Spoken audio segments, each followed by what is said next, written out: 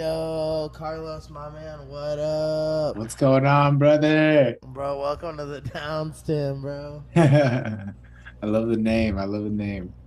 Bro, I've been hyped to get you on the pod, bro. I'm so hyped to talk to you, man. You've been Bro, supporting me for a long time, so I'm very happy to be here. bro, let me introduce you real quick so that people know who I got up in here real quick. We got Green Dragon Fighter. We got Doom Squad MMA Fighter. We got, you might know him from fighting on Combate Global. You might know him from the India YMCA. You might know him from all around. We're going to hear his story today.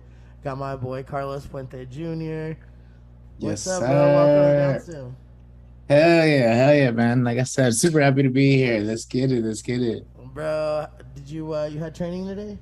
Yeah, man. I had a super long, actually, like I train every single day. I literally can't tell you when I have a day off. So You're on always on just ready to Friday, go. yeah, I'll tell you like from Friday because I feel like Friday was an extra hard day.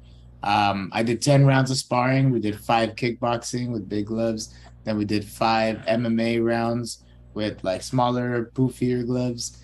So we did 5 and 5, 5 minute rounds, and then we did a couple more like scrambles, some drilling. Saturdays and Sundays are my lifting days. And so I always try to push it. The guys there at the PR garage, my coaches Ryan and Preston, big shout out to them. They know what they're doing, man. They know how to push us. And so I did that Saturday and Sunday. Then I also did a fight sim yesterday. Today I woke up and I kind of took it easy in the morning. But I got to it at 12:30. Then I worked, and then I just got out of class from 8 to 9. Damn, bro. Okay, so going into a fight, you're locked in. Yeah, You're that's your whole day is locked in. Like my whole day. it's just we're gonna be focused on fighting. We're gonna be locked in, bro. What is that like? What is your mindset when the day starts and you're like going into that? You're like, all right, it's just I got fighting. I'll see my bed back tonight at 11, or is it Yeah, something like like? that. Yeah. When I leave the house, it's gonna be like 12 hours so I come back, and even longer until I can actually sit at home and do something. Bro, who's your next opponent? Do you already know or? His name is Huascar Cruz. I believe he's from Costa Rica. I hope I didn't get that wrong. No, I think he's from like the Dominican Republic. My friend Carlos from Costa Rica. I think he's from the Dominican Republic, Huascar Cruz. He fought one of my teammates actually. Two of his fights ago, he beat one of my teammates, shout out Pac-Man, in LFA. So hopefully I get that one back for the team. Bro, that's what's up. That's what's up, dude. Like I watched your last fight again today just to Heck brush yeah. up. I was like, oh, my boy's after it. I noticed like a huge leap in from your first fight. Like fighting at on some of the smaller shows to even your first Yeah. fight at Combate Global to this fight. It was just you look like a different monster. You look like a predator, bro. I believe that. Thank you, man. Thank you. I've been working on my craft for 10 years now. So it's taken some time to develop, but I feel like I am where I need to be and who I want to be. Bro, that's what's up. That's where you're at, in your evolution in 2023. But I got to get back to it, and let's start in the beginning. Let me hear about Yeah, young Carlos. Let's hear. Where let's you do from? Where it. you born and raised at? El Centro, California. It is not necessarily a border town, but very, very close to the border of Mexicali and Calexico. Dang, that's crazy. I didn't know that about you, but like, yo, I gotta stop and say, yo, my original roots is from the Imperial Valley, bro. Like my grandpa, What? yeah, my grandpa and my grandma, they came. My grandpa's born in Brawley, No and way. yeah, and my all my family's from out there. On my dad's side, my whole family is from El Centro, bro. Like That's my badass. Hell yeah, it was man. so Big shout weird out to your seeing fam. my grandpa's the first. My great grandpa was the first black sheriff's department person. Like some weird shit happened, Whoa. and them farm people got him out of there. Yeah, Ben Solomon. Shout out to the Solomons. That like Wow. that's a crazy name down there. Like people know It it. That's is. crazy. Yeah, that's It rang in my head when you yeah. You're said like that. I was like, yeah. huh. You're like yeah. No, dude, that's so crazy. Okay, so we're late '80s, early '90s. El This Centro. was yeah, I was born in 1989. So like I kind of was raised in the 90s for the most part. I was able to grow up in El Centro. We lived in apartments. It was my mom and dad. And it was like their first generation immigrants. So like they just came over to this side and decided to have a family. So they had me, and then 3 years later ish, my sister Jocelyn, big shout out to her, all the love to her. She was born, and then from then on, we just kept moving. We moved to another apartment in El Centro. I remember that, but by the first grade, like halfway through first grade, we moved to Mexicali. So I actually lived in Mexico for a while. Okay, that's Uh, what's up, bro. mhm. I started going to school over there, and I knew how to speak the language, but I wasn't educated in Spanish. So like I didn't even know how to spell things. I didn't know about how to use the accent, you know. So even Oh communicating shit, was because a you're just little kind more of pulling difficult. up. You're speaking Spanish at home with your mom and dad, so it's like that's whatever. But you haven't been like sitting down going through like how you start Exactly. going through preschool. You probably already knew, ABCs 1, 2, 3. So now Yeah. it's like you're like, wait, hold up, what? Now Yeah. I got to figure out a different way that this sounds with that, or the new rules in the vocabulary. Yeah, I was just Dang. learning the language again, but like a little stricter. So, for the most part, because I spoke the language, I was able to sound things out. I was always really curious. I'm always in the car, like reading every single sign that I see, even though it's the same road that I drive over and No, over that again. makes perfect sense, bro. That makes perfect sense. So even as a kid, so I was reading these signs, and I taught myself how to read in Spanish just by like looking at things and trying to like make sense of it, right? So like if I saw a taco stand, I knew that it was gonna say taco. So Bro, I was that's like, okay, let me hilarious. see how to figure this out. So I taught myself like in the second grade how to read in Spanish, and from then on it was a lot easier. I got to advance. We did 4 hours of Spanish. It was a bilingual private school. It was 4 hours of Spanish, 2 hours in English. So I didn't lose like any English education. But I got to say that school was a lot harder in Mexico. We were doing multiplication tables in the second grade. And I remember I didn't even start to learn that like in the fourth until the fourth grade when I Yeah. moved back to the US. Dang, yeah, no. My cousins are always like, "You're doing that shit, bro." Like, all They're right, tight. like, Like that's oh, hilarious. okay.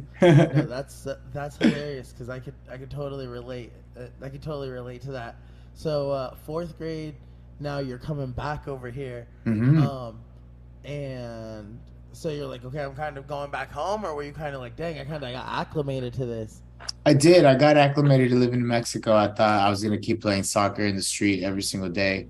That kind of became my first love, my first sport. And literally, like I kid you not, every single day, the whole neighborhood, every kid would come out. We'd get two rocks on that side, two rocks on the other side, and we'd play soccer till like it got super dark. And just go at it all day, All day, all day. I didn't even know how we did it. bro. I That's can't do that now. In Mexicali is too. Like it's hot, man. It's hot like the desert. It might be even hotter in the desert. dude, it's hot. It has its days where it's different hot. It's hmm different. It's got because it could have like kind of like that Gulf or like even Salton Sea, like that humidity will swing down and it's Yeah, fucked, and man. you're like, oh, what That is yeah, this, dog? What that's is another this, level. You're like, whoa, I've been living here, but this is hitting different. bro? That's crazy. Do you think that time outside. I mean, you're the oldest boy, so I'm sure your dad's hmm like, I don't know, he's fine. He's fine. Go whatever. He's outside. Yeah, He'll be home yeah, for dinner. It's good. exactly. And so Drinking you're from the out, water hose, you know what I mean? right? You're out there really going. You think like kind of because like organized sports is one thing, but when you're playing like by yourself and you guys Yeah, generate the game and you care so much, like your pride is attached to like how we do today. It doesn't matter what we did yeah, yesterday. It doesn't matter what we're gonna do tomorrow. It's yeah, what we man. did today. Like I could go off today and I could be a star tomorrow at school. Like it don't matter if you know me or not. Like if Heck I yeah, come and ball out here with you guys and I'm not gonna get punked out there. Like did that that's kind of right. start translating you back when you came back over here? Were you still just like, all right, at least I have a little bit of confidence at that age? Yeah, so I came back, and I did get that confidence just from like even just learning both languages. I was able to communicate really easy with everybody. I still lived like in a border town. I moved to Once we came back to the US, we lived in a town called Heber. It's in between El Centro and Calexico. Heber, California. It's a little town. I swear I've it's never gotta be heard of that. like a little 5 mile circumference. Like that is it. That's the Not whole town. Calipatria, not Westmoreland, not none of Mm-mm. that. It's Hebrew. Okay, It's all right. Heber, Heber. Oh, Heber. I Yeah. have seen that, and I said, "Where the fuck is that?" All right. Yeah, man. Like usually like if you're driving from El Centro to Calexico, there'll be like one Heber road that'll take you Got to you. Heber. Okay. I actually have a really, really, really good friend named Heber Castillo from the desert. You might be familiar with them, but yeah, it's the same exact name. So surprising that I would go to the desert and meet a guy named Heber. You're like, that's crazy. I'm from where Yo, you're named yeah, after. exactly. I That's have to tight. clarify, I'm talking about the town and not the guy. Bro, that's okay. So is there like, is it kind of like, do you go to school in one place or the other, or they have their own little Yeah, deal there? It's like they had their own little you're gonna deal. drive over. So it was so small. I lived on like one side of town and school was on the other side of town, and I would walk there. You know what I mean? Okay. Like I could get there in half an hour walking, Okay. normal speed. There was one church, one little market, Kennedy Market, and I'm pretty sure that was it. Little stands, little other people, selling stuff out their house, a fayuca, they called it. But yeah, and Bro, then so school. School was all big one big school. It was elementary from kindergarten all the way to middle school, eighth grade. All in okay. like this one giant school. But everybody probably in that town. I mean, everybody in the Imperial Valley, even even the East Valley, Hmm. of the county, like everybody down there kind of has the same background. They're all there for the same thing, same goal. Parents work the same kind of job Yeah, or same man. like like. So was it kind of like a close knit place? Like, It was. It was. And because it was so small, from the third grade, like I was still living in Mexicali and we were driving over to Heber and going to school in Heber. We didn't even move back to the US to the next grade. So bro, doing that every single day, getting up at like 5 in the morning to cross the border in the car or walking, get a bus to go to school. bro. Yeah, that's real shit. And you know what? And my mom did that with us. My dad was working, my mom did that with us. Like that's real parenting Was right your there. She mom really stick damn? out for us. Was your What's mom up? working? Was your mom working over here, or she would just take you to the border and then go back and do her thing and Yeah, then she would leave like you? hang out. I think I don't know if she like hung out with fam or she just waited it out. But then yeah, she would grab us and then we'd go back. That's crazy, bro. I can relate. Shout out my cousin Brisa, bro. Shout out my Yeah. cousin Brisa every day, bro. I know that's such a grind to be like, bro. I gotta come to school now. I gotta do it. Like I Hmm. can't be like I don't want to do this shit today. It's like now I'm like everyone's invested in me coming Yeah, back. everyone's invested. Yeah, you can't get sick 2 hours into the drive over the border. No one's You're going coming to to pick you school. You're up. going to Yeah. school, man. Bro, so okay, so there's but like when you come back over, it's easy to make friends right there because everyone's like, I don't know what you're doing, but it's a grind. Whatever you're doing, it's Hmm. worth grinding Hmm. too. Yeah, So, man. how long were you And down there? so in Hebrew, I always remember everything by like grades. So I Yeah, know for that sure. we moved in fourth grade and we stayed there up until like the end of seventh grade. And then I started La Quinta Middle School in the eighth grade. I remember that. So I learned a lot at Heber, and like you mentioned, like it was really close knit. There was a lot of people in this little town that like grew up together. So like my third grade class was also like my fourth grade class, and fifth grade, and sixth grade, Oh and shit. seventh grade, or at least like mostly Yeah. the same people. There might be Sometimes new new kids kids, come or Yeah, move, but exactly. bro, that's Yeah. tight. That's kind of tight. So did you Oh, come?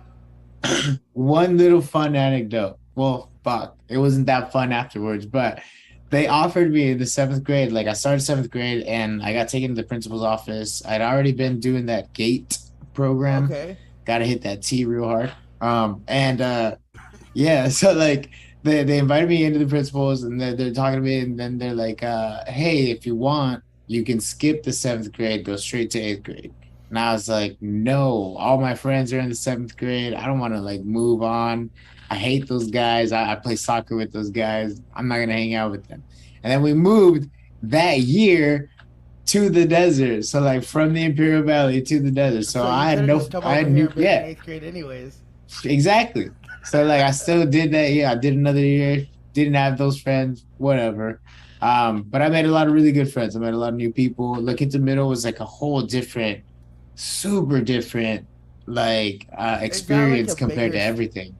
Well, no, because you were living in Chicago, which is like a big ass city. Like, But yeah, it was a like, private school.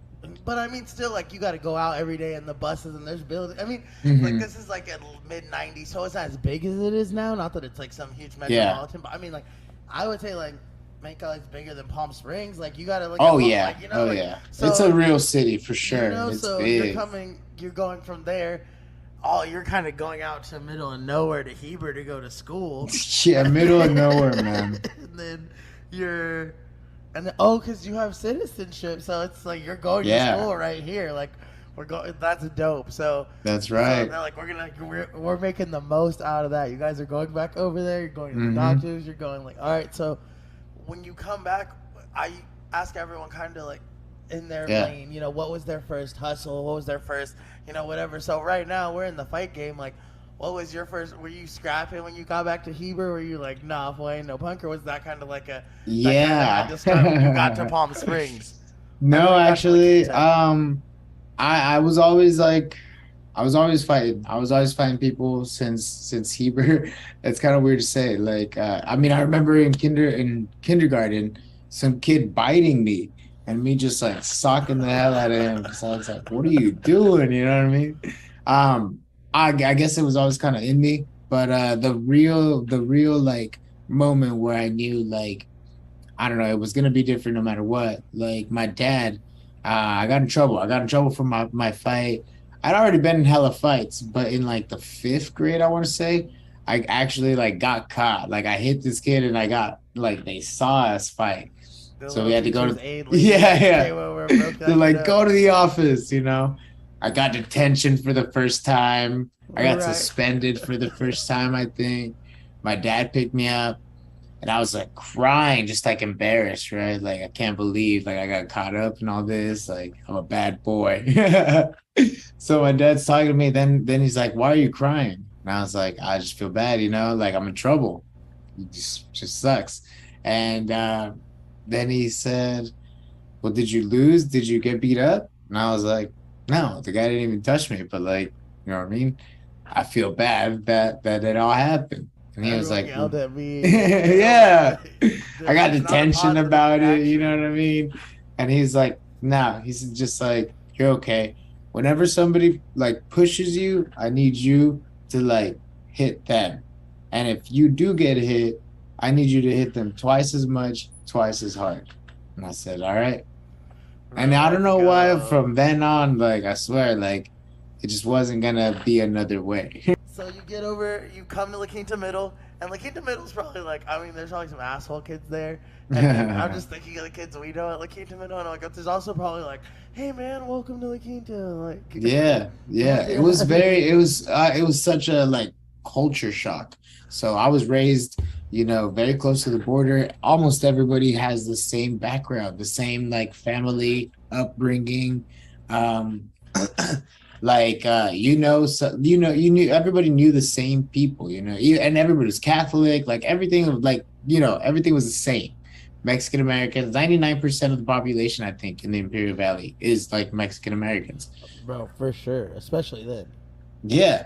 So oh, and like a funny thing about all that too is like all of this is like no cell phones. Like back then the weird freedom and like riding bikes everywhere, going to the arcade. Like I remember Mexicali would take a bus to go to the arcade. I was like, man, I couldn't have been older than 10 years old, you know what I mean? No cell phone. That sounds scary nowadays. Right. Anyway, back to like the culture shock. La Quinta Middle was like so different. Oh, and a big one was like we wore uniforms at Hebrew school. So from kinder to whatever, we were wearing uniforms. And when I got to the eighth grade at La Quinta Middle, we didn't have to wear uniforms. So everybody had like their own style. And style was like something I just saw outside of school, not in school. There's guys with like mohawks, the baggiest pants I ever seen, band shirts. I'm out here trying to fit Bro. in with like my Echo Unlimited. This is like 2000, 2000 Like four, or 2001. I don't even yeah, know, like two. 2002, three. Yeah, Yeah. there's, yeah, that was like 5XLTs and shit was like a thing, Mhm. Yeah, like man. Yeah, that's Dress and that Fat Farm was cool back then, you know what I mean? bro for real. And then the desert was different. Like the desert had like Jinko jeans and like Yeah. other shit. Just like kids were just like, bro, like I mean, new metal was a thing at that point, so kids were super into that. Like, Yeah, I found out about like pop punk and bubblegum punk and like all these subgenres of music that like I had no idea. Like the closest I'd gotten to what anyone listened to was like MTV, and then this one time I bought like a Warp Tour little compilation, Warp Tour 2003 compilation from Hot Topic. And that showed me like some bands that people knew. Sum 41 or whatever was Oh huge at that yeah. point. Yeah. Hell yeah. Bro, that's tight. Are you still doing sports at that point when you come over here? You still like soccer's a big thing, or are Actually, you just like no. fuck it? I'm just kind of over here. That's a great question. No, I stopped soccer, so that's funny. Like I played soccer every single day in Mexicali, and even when I moved to Heber, I joined the school team. I actually got recruited ish. One of the teachers saw me playing, and he said, "Hey man, you should join the team." And yeah, very next day, like I was on the team, scored a goal. I was very good at soccer, by the way. I was really really good. Well, you were nice out Um, there, Yeah, man. My dad would pay me $1 for every goal. And I remember that first season I played with like a club team. In 12 games I scored 32 goals. bro. It felt nice. Wait, hold on. In 12 games, Yeah. that's Well, like, I had one game that I scored 8 goals in. bro. They didn't have like a run. They weren't like, hey, that kid's gotta sit down. Hey, that little kid. Hey, Uh-uh. Tin's gotta chill. Put him down. Put him Dude, down. Yeah. have we seen? Where's he from? We've never even seen this kid before. Yeah. Oh, you just found him. This kid Yeah, doesn't man. exist. That's It crazy. goes to show like consistency and stuff. Like out there in Mexicali, I was playing soccer every single day and I thought I was all right. I wasn't like as nice. But once I moved to the US, because I've been doing it every single day, I happen to be like really good. And playing, not doing like weird ass fucking drills in the park, like Yeah, like man. those kids who like get the lesson. And they're like, oh, we're going cone to cone and we're running. I think I know. Yeah. I'm like, no, Nah. I was out there running with Games, people games games, all day, games. full Yeah, 90, sometimes against teenagers. Like, that's right. like sometimes someone's older brother that really should be at work is like, no, I'm gonna play Yeah, with these. I was like, you're really out bro. there playing. So when you come play these little kids, it's like what? Yeah, man. Oh, by the way, did you do any sports like growing up? Bro, growing up, so my parents were like super religious and like Mhm. super like all of our time was not dedicated to sports, but for some fucking reason, also on the other hand, like it was the one thing we had. So like at a super young age, like we'd be playing basketball. Like my dad would go to like every park and play like hella respected. Like people would be like, oh, this fool's nice. Like he could go anywhere and play. Yay. Like he could go Ooh. anywhere and play. But that got me like I was also this big my whole entire life. Hmm. So like I could play too. Like probably when I was like 12, 13, I'm playing with grown ass dudes like at the park every day, Whoa, like every shit. day, probably 3, 4 days a week. Like when I got to high school, I played a little bit of baseball, but they were like, "Yo, your grades and shit," and I was like, "Yo, I have a job. I'm not gonna come out for this." And I was like already lying to go there, so like I didn't have home sports. I was like, "No, Yeah, fuck this sports thing. I'm going to work. I'm trying to get this paper. Like I'm not there you going pro go. There anyways. you Like go. that's okay."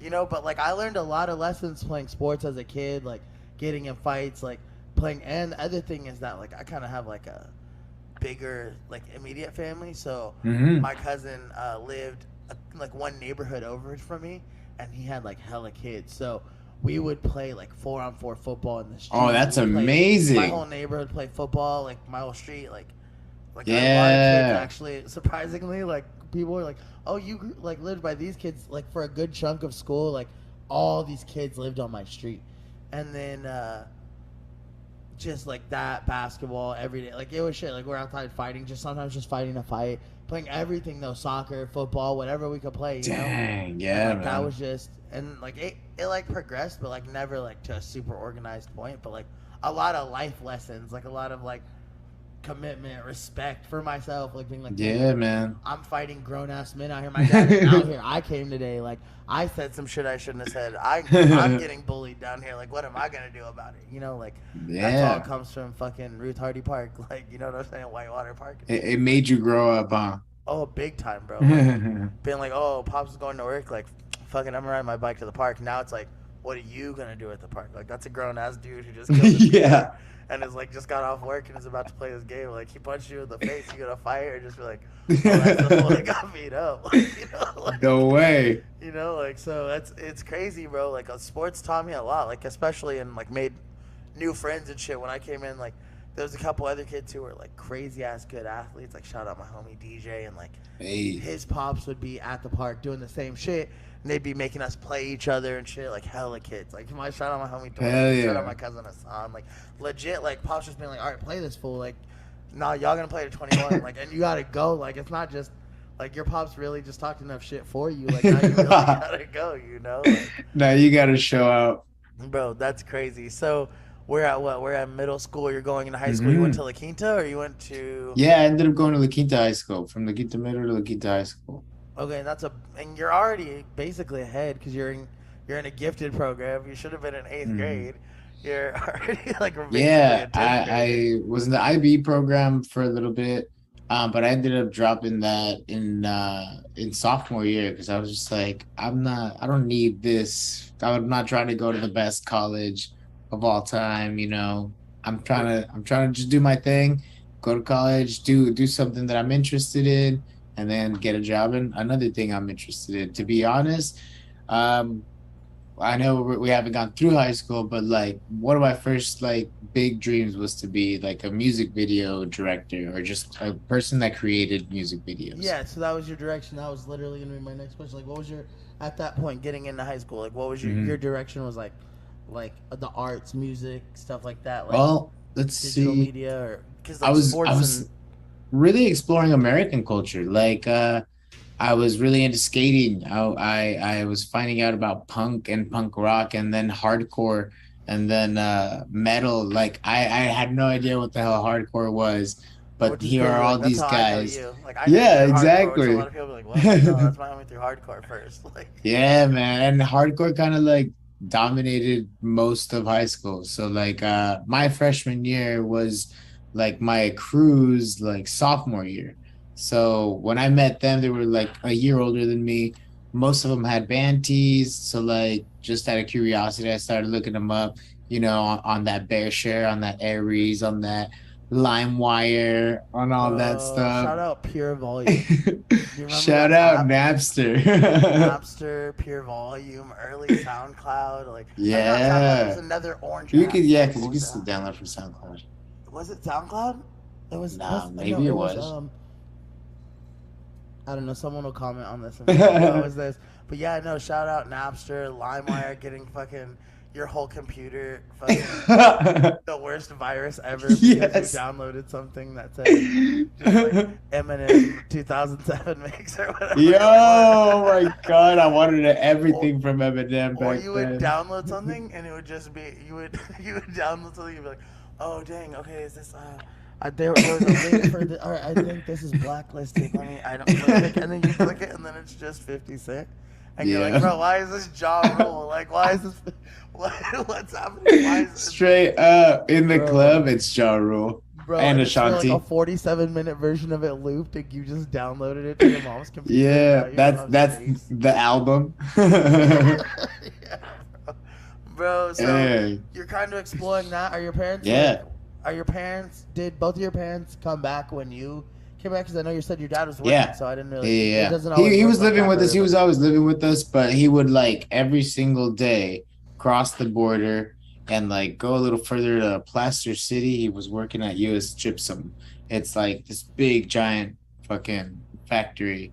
And he was there for a long time, like 15 years. Like when I lived in El Centro, when we lived in Mexicali, when we moved back to Heber, he was there. And the reason why we moved to the desert was because he started working at IID. Oh, okay, cool. That's tight. That's super tight. That's Yeah, a big. man. That's a big jump for a lot of people, especially like. It was his dream. It was like his So, dream coming true. So like, congrats to him. Big shout out to my dad. bro, shout out Pops, bro. So Pops brings you Yeah. guys back to the desert. He's working. Hmm. That's like for people that don't know, like working at IID, like your pension set up, everyone's set up, you got medical, Hmm. like it's cool for life, bro. Like Yeah, if you you want want to to get do a in hard there. ass job, like the best places you can go is somewhere like that. That's the next closest thing to like a government job. Like it's like Straight no, up. it basically is a government job. Like you're set. Like so Hmm. it's hard Super good ass job. work, but like it's like it's one of those things that takes care of you in return because you're like Totally, you're out there totally. providing He shit. like he mentions like how much he works. I call him almost every day, and yeah, he's always super busy, but he loves what he does. He loves what he does. He like I said, he got that dream job that he wanted, so Bro, it's that's working hard. out Okay, for him. so he's working. You're back in the desert exploring America, like, and he's like, no, Yeah, like just go be free, son. Like it's cool. We're yeah, doing it over here. Like straight you're up. cool. Well, like I always Is your got that mom like, freedom. what are you listening to in there? What is that? Dog, yeah, my mom and dad were like, "Don't play this in the car. Don't. Here's a Walkman. Here's whatever you need. Don't put that shit in there." I'm not listening to that. Yeah, I had pop punk, I had hardcore metal, and like I was into it. Like I had no idea. I don't know. I was It 14, was just 15, you know normal. what I mean? Yeah, it was normal. It was like, well, how do you not like this? They're just like not. They had no point of reference. They're just like, None. what? They're like, "Oh, is this guy yelling? Why is he yelling?" Yeah. But no, man, like straight up hardcore like was a big, big, big part of my life. And then it shaped so much more of my future. It made me join like so many like shows and places and events and meet so many friends from like different places as well that like I never would have met, man. And the internet kind of came on big at that time, like Yeah, what MySpace and the yeah. B9 and all of that. And Big shout out MySpace. That was everything. bro, going to the bulletin every Friday to find out what was The cracking. Like, bulletin. That's right. that was like the timeline. The timeline was going crazy on the bulletin feed, Yeah. That bro. was So crazy. You could comment on people's like straight up profile. Like it wasn't like a post of a picture or something. It yeah, was you could just go straight to their wall and be like, comment. hmm. Bro, so much drama started from like MySpace commenting. Yeah. That was like the first social experiment. I mean, they had other stuff before that, but that was the first That was thing that like big. turned on Yeah, and right? like, oh shit, like we can talk to people from here. I have friends other places. I'm seeing We other could talk about shows. MySpace for like 3 hours. Like, Yo, bro, I for that real, was so like big. It was big. that shit was It was bigger pivotal. than all this. It was bigger than Instagram because there was nothing else. There wasn't Instagram, Facebook, and Twitter and whatever else there might be. Like it was just MySpace. Everybody was on MySpace. That's Everybody, it. you could if you like. I think that people now look at Instagram and are like, oh, is this the real Snoop Dogg DMing me? And it's crazy because like when it was MySpace, like that wasn't a fake Snoop Dogg. Like Yo, that was years into MySpace before people were like, oh, we'll make a fake profile. Like if you saw somebody and think yeah. that was real, and if you had one friend that came to visit through your parents or something, and they like, yeah, I got a MySpace too. Now you're like, oh shit, I got 80 friends in New York, and like Yeah. like shout out Hannah, like now I got 40 friends in Britain. Like you're like, yo, what? Like this is crazy. Like that shit kind of Yeah. shaped everybody. Like had that at that point, had you gotten like a taste for MMA yet? Had you gotten a taste for martial arts, or was Nah. it? It was still just shows and working and It was mostly shows and tons of fights. And I think that from that and from being like a big boxing fan, I had seen the UFC. I remember renting it like a very long time before that with like my cousins. But around 15 years old, my friend Ronnie, he was really into MMA. He actually had like a Pride DVD from like the Japanese holy MMA shit. promotion. He had a couple other like UFC DVDs maybe and like would download fights and street fights. We got super into fighting in general, like street fight videos. I think there was like man, I don't remember all the compilation videos now, but there was a lot. And I mean bum fights was one of them that like started being really popular back then. No, Uh seriously. and so like we got really into that. Then we said, okay, let's just start watching the UFC. That shit like it's like once a month pay-per-view, maybe every 3 months. I don't know. It was Yeah, very it like wasn't. limited back then. Yeah, it was like quarter. It wasn't even quarterly. It might be like two big shows a year, something like Yeah, that. and Yeah. that was it. Boom. bro, I don't even think. Yeah, I think that was kind of like when that kind of was trickling into the mainstream. You know, like you're Yeah. watching MMA like WEC or And then yeah, the Ultimate Fighter blows up. So yeah, then the WEC blows up. And around and I got really into it. So like as much as I was into hardcore, we started watching like my friends and I started watching a lot more UFC. I remember I think I've watched like every event or at least a fight from like every single event since like UFC 100. dude, I remember always like going to the skate shop and like they would always have like oh we just watched Mirko Krokov or like some Yeah. random like and that's the first place I saw who was that dude? Fuck, I'm Fedor? high. Yeah, that was the first place I saw Fedor. Yeah. Shout Yeah, out all man. those guys. We Straight all up. know it. Shout out all You, those old the legends, listener. man. Shout out those dudes at fucking industry and That's utility. Like right. that's a long ass list, and I love every single one of you to a man. But like, bro, like that was the first place I remember pulling up, just being like, bro, like Fedor. We have like these Fedor tapes. I was like, all right, tight. like Damn, sitting there watching that. industry. That was like one of the first places, but that was like kind of the first public turn for. But like it wasn't like it is now, where there's, you know, like gyms everywhere, Yeah, and places to exactly. go roll. Even like I Hell couldn't tell no. you two places in the desert that were like were jujitsu. You know? Yeah, exactly. Nah, man, like MMA like that. I mean, I wasn't even I didn't know anyone that trained, you know? Like not a single person that I knew was doing jujitsu or even boxing Or or yeah, anything or like even that. Muay Thai. Like, I Yeah. mean, shout out like we had Cub Swanson around that time. Hell Shout out Cub yeah. Swanson and Timothy Bradley, and you know, That's like right. everybody that came before that. But it wasn't. That was like almost like a private thing. Like they had to go out and Hmm. train somewhere else, or you know, kind of come Yeah. back and have their own little tiny thing. It wasn't like I don't know what happened. I want to find someone that has the whole story on why like gyms left the desert, but there wasn't even boxing or anything for a while. It was like real Yeah. private. So yeah, no one people were training, but there was no Muay Thai or anything. You know, Mm-mm. not even I, CrossFit, damn near. yeah, exactly. All of that started popping up, like I think in big part to thanks to MMA. But no, CrossFit had like its big time, like I don't know, Yeah, at some point it had its big it blow had a up. thing. This is Yeah. hemp for all the people that see this and are like, "This is hemp," but Hey, it's a hemp wrap. I promise. nice.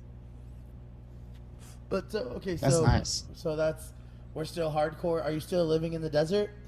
Yeah, so my all my high school time, I was in the desert. I was living in Indio actually, for the most part, hanging out with all the homies. So we got so into MMA that we started having backyard fights at my house. Like Oh shit! Like we bought boxing gloves and we just just running fades decided, in the backyard. That was regular. yeah, we all decided to throw down. I have like so many videos from like all of us beating each other up back in high school. And it was funny because even like the most, I don't know, we were all nerds. Like we knew each other first through video games and being in Japanese class. Like that's how nerdy we were. We were into anime and then we got into hardcore, some of us, you know, but then we got But that's into when you were finding your MMA. identity was through yeah, just through Hmm. different cultures, and then that trickled down to that kind of that combat. Just a bunch of Yeah, dudes man. hanging out like, yo, might as well fight. Like it I doesn't matter. remember, yeah. I remember as a kid, like I had a fight. I beat some kid up. You know, I defended myself. I never ever like bullied nobody. I want to say like maybe there might have been. So sorry to those people. Shout out Some you. kids like, yo, They're bro. like, nah, you did. No, I didn't mean to. But I always tried to like defend myself. But like I said, if my dad told me that lesson and nobody was gonna touch me, if we're getting a fight, I was gonna grab you first and throw that punch. But I just remember thinking to myself, like, I'm kind of good at this. Like, and I was a little kid, you know, I had been playing soccer, but I thought to myself, I'm kind of skilled. I don't know if there's like a skill to this.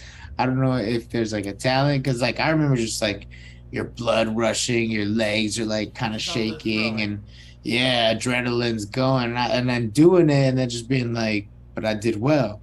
And then I got into more and more fights. I remember in the seventh grade, I even like threw a fake. Like I couldn't punch this kid in the face. I kept throwing the right, and I was like, and I faked like I was gonna hit him in the stomach, and I just socked him in the mouth. I remember, and that worked. Then I got into another fight, same thing. Got a scar here You from start some. putting it together right there. Yeah, because Yeah, right there. man. You start On the now. You're tooth. starting to think about it. Yeah. Do that. So But you yeah, kind of man, find the like love for it. yeah, so like I kind of thought I was good at it as a little kid. We start fighting in the backyard and I'm like, dog, I'm still kind of pretty good at this. Like, I don't know what it is, but if there was a way to make money, and we were watching UFC, but I was like, what the fuck? I'm not gonna be a Didn't seem cage real. fighter. Yeah. Gonna get in the cage with those wild ass guys. Nah. Those are Um dudes. I'm fighting. I'm yeah. just fighting the homies. Like I'm just here with the guys, you know what I we're the mean? kids from Japanese class. Like not. Exactly. Not that fucking guy that broke that guy's foot or arm or whatever Yeah, the not hell. even the. I'm not even out there fighting the wrestling kids or the football kids. Like Mm. I'm literally Yeah, fighting my friends. Like we're just my kind of back homies. here doing it. But you're like, I don't know. I'm nicer than them. I got it. Yeah, exactly. I was like, you Was know, there anyone in that era that, like, I mean, I'm not like you don't gotta put them out by name, but was there yeah, like a yeah, time yeah, where you got tested or something where you're like, oh shit, like, definitely. where you're like, oh no, this kid's here to fight too. Yeah, but none of us like were very cautious, right? Like we had gloves that we bought, and I think they were both 16 ounces, and that was it. Like no mouth guards. There was nothing else, There Some like real we backyard kind of kids. did like rounds, like oh, but mostly it was like that guy's tired. We're done. Okay, it's over. Everybody was getting tired in like 2 minutes, Nobody had cardio. We didn't train for this, so like. We would just throw down super hard. No weight classes either. Whoever just wanted to get in there, get in there. So like I started being really good, and I wasn't afraid of anybody, so we started asking other people. Like friends of mine would ask, friends that they had to like come through and box it up. So I did. I started doing that. But yeah, some of those guys were a lot bigger than me. I got dropped a couple times. I mean, I remember doing well always, but it's not like I didn't take my hits and my damage. You know what I But you were mean? getting some heart. You were Yeah, learning heart back there. Like, for damn. sure. Now it's just And like we got to bring our guy through and see if they can knock out their guy. And you're like, whoa, whoa, whoa, what is this extra shit? I just kind of wanted to exactly. do some light sparring with some I thought we friends. were gonna hang out, kick it, hit each other a little bit. No, this guy's like trying to actually be the king of the streets. You know what I mean? Like, Yeah. Oh, that's my cousin. He just got back from juvie. Like we're gonna take him to this like fun place. yeah. You're like, whoa, what? What the fuck? Like what, dog? And like in my own backyard, my parents are cooking food inside. Yeah, Like like what's going on? Carlos and his friends are I'm over here boxing. getting knocked out. Yeah. Like, damn, there's a lot of fools back there now. That's Yeah, right. Bro, yeah, that's man. tight. So that's high school. You're kind of like Yeah, kind of cutting your teeth, kind of learning yourself. But it's still you're like, I don't know if there's a way to do this, but if I can yeah. keep doing this in my free time, even fuck it, I like Exactly. it. That's cool. Exactly. That was almost exactly my thoughts and exactly the thought process. So like um out of high school, I decided to go to college in Fit at FITM, bro. I went to LA. I was like, Oh oh, shit. they have a Okay. video program. I'm interested in Oh making shit. videos. Okay. That's cool, Hmm. bro. That's cool. Didn't That's work out though. So I went to the Fashion Institute of Design and Merchandising. I got to learn a lot again. So moved out, went to LA, and I got to grow up, learn about myself for the first time. I was on my own, you know what I mean? It was super hard to make money, like getting anywhere with traffic. Like even traffic was like and that's insane, like I'm used downtown to the LA. That's desert. like fourth. That's not like oh I live in a small part of LA. That's I lived in Heber, and then Yeah, I would just go in Heber and then La right, Quinta, and then right. I'm in the greater Coachella Valley. It's still just the desert, and then like Hmm. now I'm down on Fourth and Fucking Fig, Fourth LA. and Sepulveda, LA, It's and like on Grand and Ninth, I think. yeah, dude, you're down there, down there. You're Hmm. that's that's real LA. Like I had a friend that she would always be like, people say they moved to LA and they moved to like Glendale or the Valley. Like no, I moved to That ain't LA. it. Like Yeah. I'm at FITM and it's grown people trying to get grown jobs in grown industries. Straight up. I remember I lived off of Sunset and Westerly. Like you pass by it if you're ever on Sunset, you'll notice it. It's like it's basically in between downtown and then Hollywood. Like so I was like Iconic here, area. downtown, and then Hollywood would be on this side. But yeah, I was going to school downtown, and like, bro, it would take so long. I had to pay for parking everywhere. That shit was so new to me. And like I said, like super broke working at Ralph's, like deli from when I was 18. I transferred over there. And yeah, man, like more than anything, I remember that, like struggling for like to make money, like just Just struggling to like breathe. fucking live. Yeah. Trying to like pay for everything. So like I even got over that. I got over like going to school and parking. So I was like, I'll just take the bus. It takes the about the same amount of time.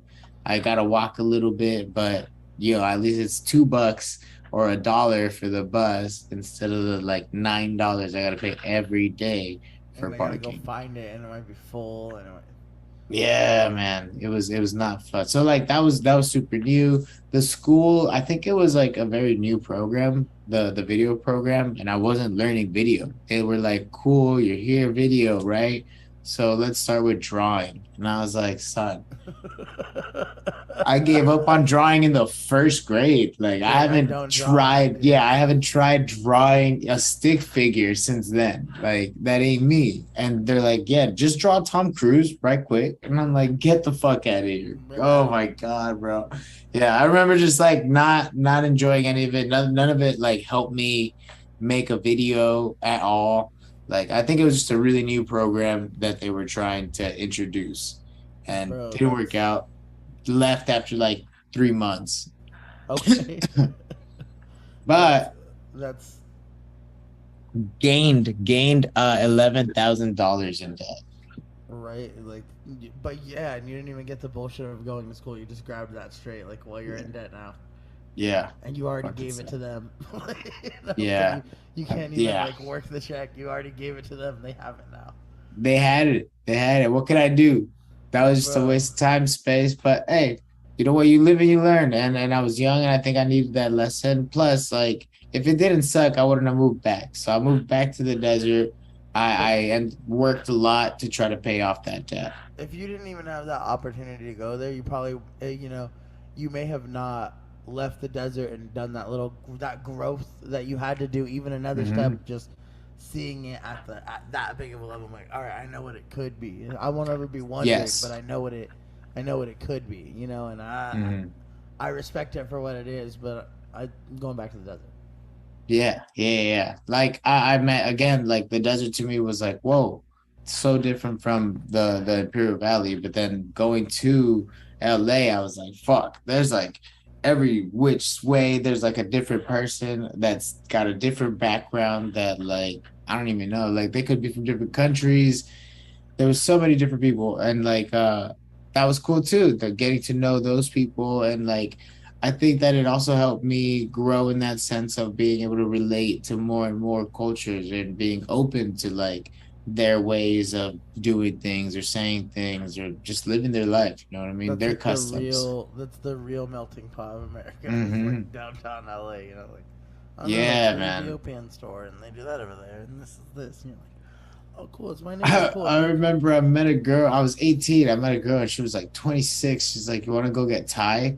And I was like, "What's a Thai?" And she's like, "Thai food." So simple, right? But I'd never heard of Thai food. Like I was like Chinese. Like I really have no idea what it like sushi. Like that was the most foreign thing that I could think of was sushi. She was like, "No, just Thai, like a pad Thai." And I was like, "No fucking." I'd never heard the Sure. term pad Thai in my life.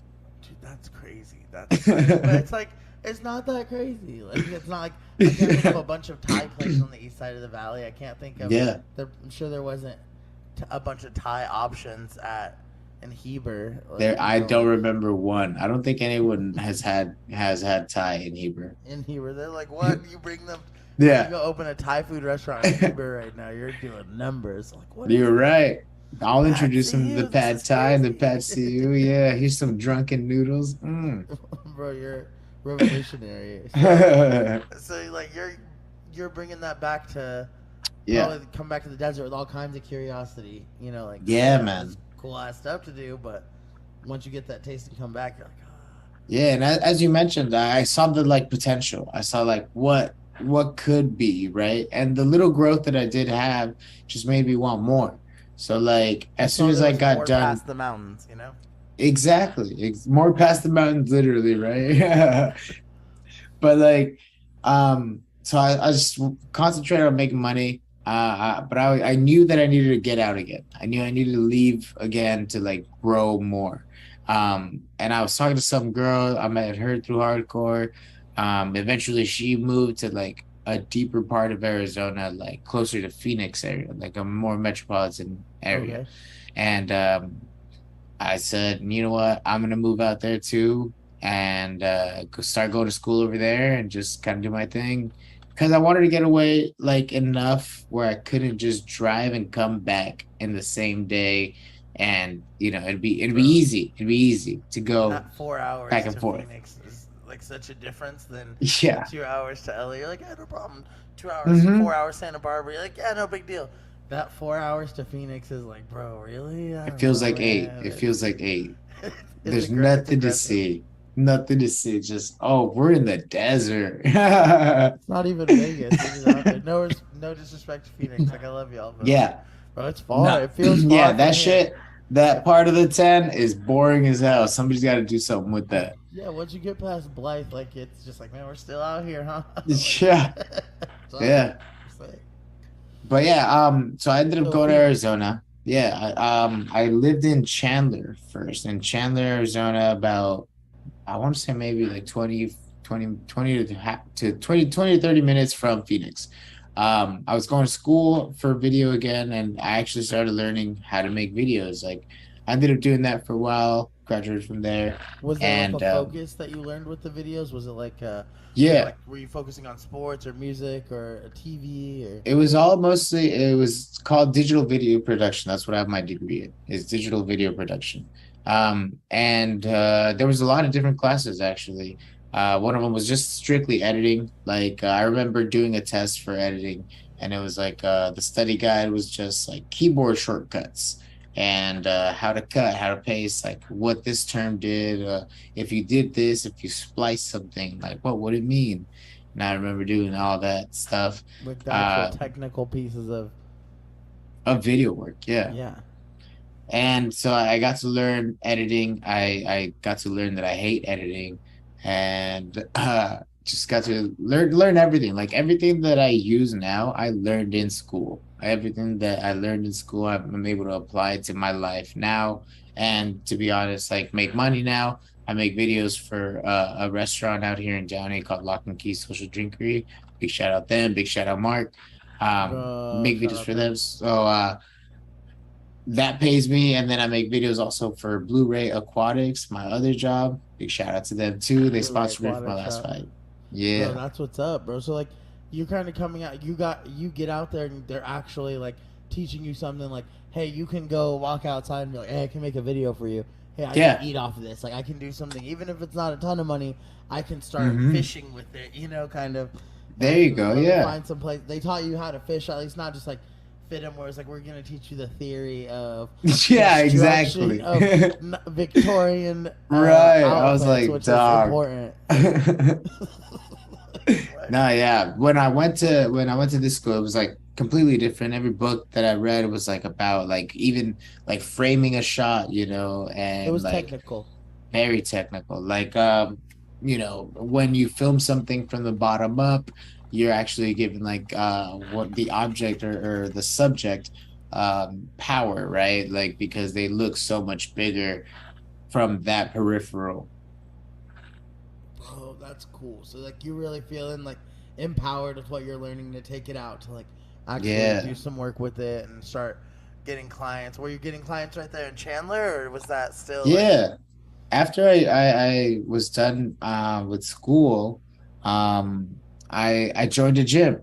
Fuck, Oh finally, yeah, right? big fight town. I was when you said Chandler, I was like, okay, a lot of people go out there and start. Like that's a big. I Yeah. mean, I I mean, can't think off the top, but there's some legends like some big gyms in the area. in Phoenix and like that local area or that little area, Ken Shamrock, who's like a UFC pioneer, he was in the WWF too. Like he had the Lions Den. That's like one of the most popular, biggest gyms. from like MMA history. Like so many people come from that gym. Their practices are like stuff of nightmares, to be honest. Sounds like a big frat house. Like that shit wouldn't fly nowadays, It's like but one of those they places where have they say their like gym history. wars and stuff, where it's like you can Exactly. just go in there and brawl it out, and Yeah, you had to not with die to sparring. join the team. Yeah. You want to spar, you have to fight no Yeah. rounds. There you go. Go at it. Exactly.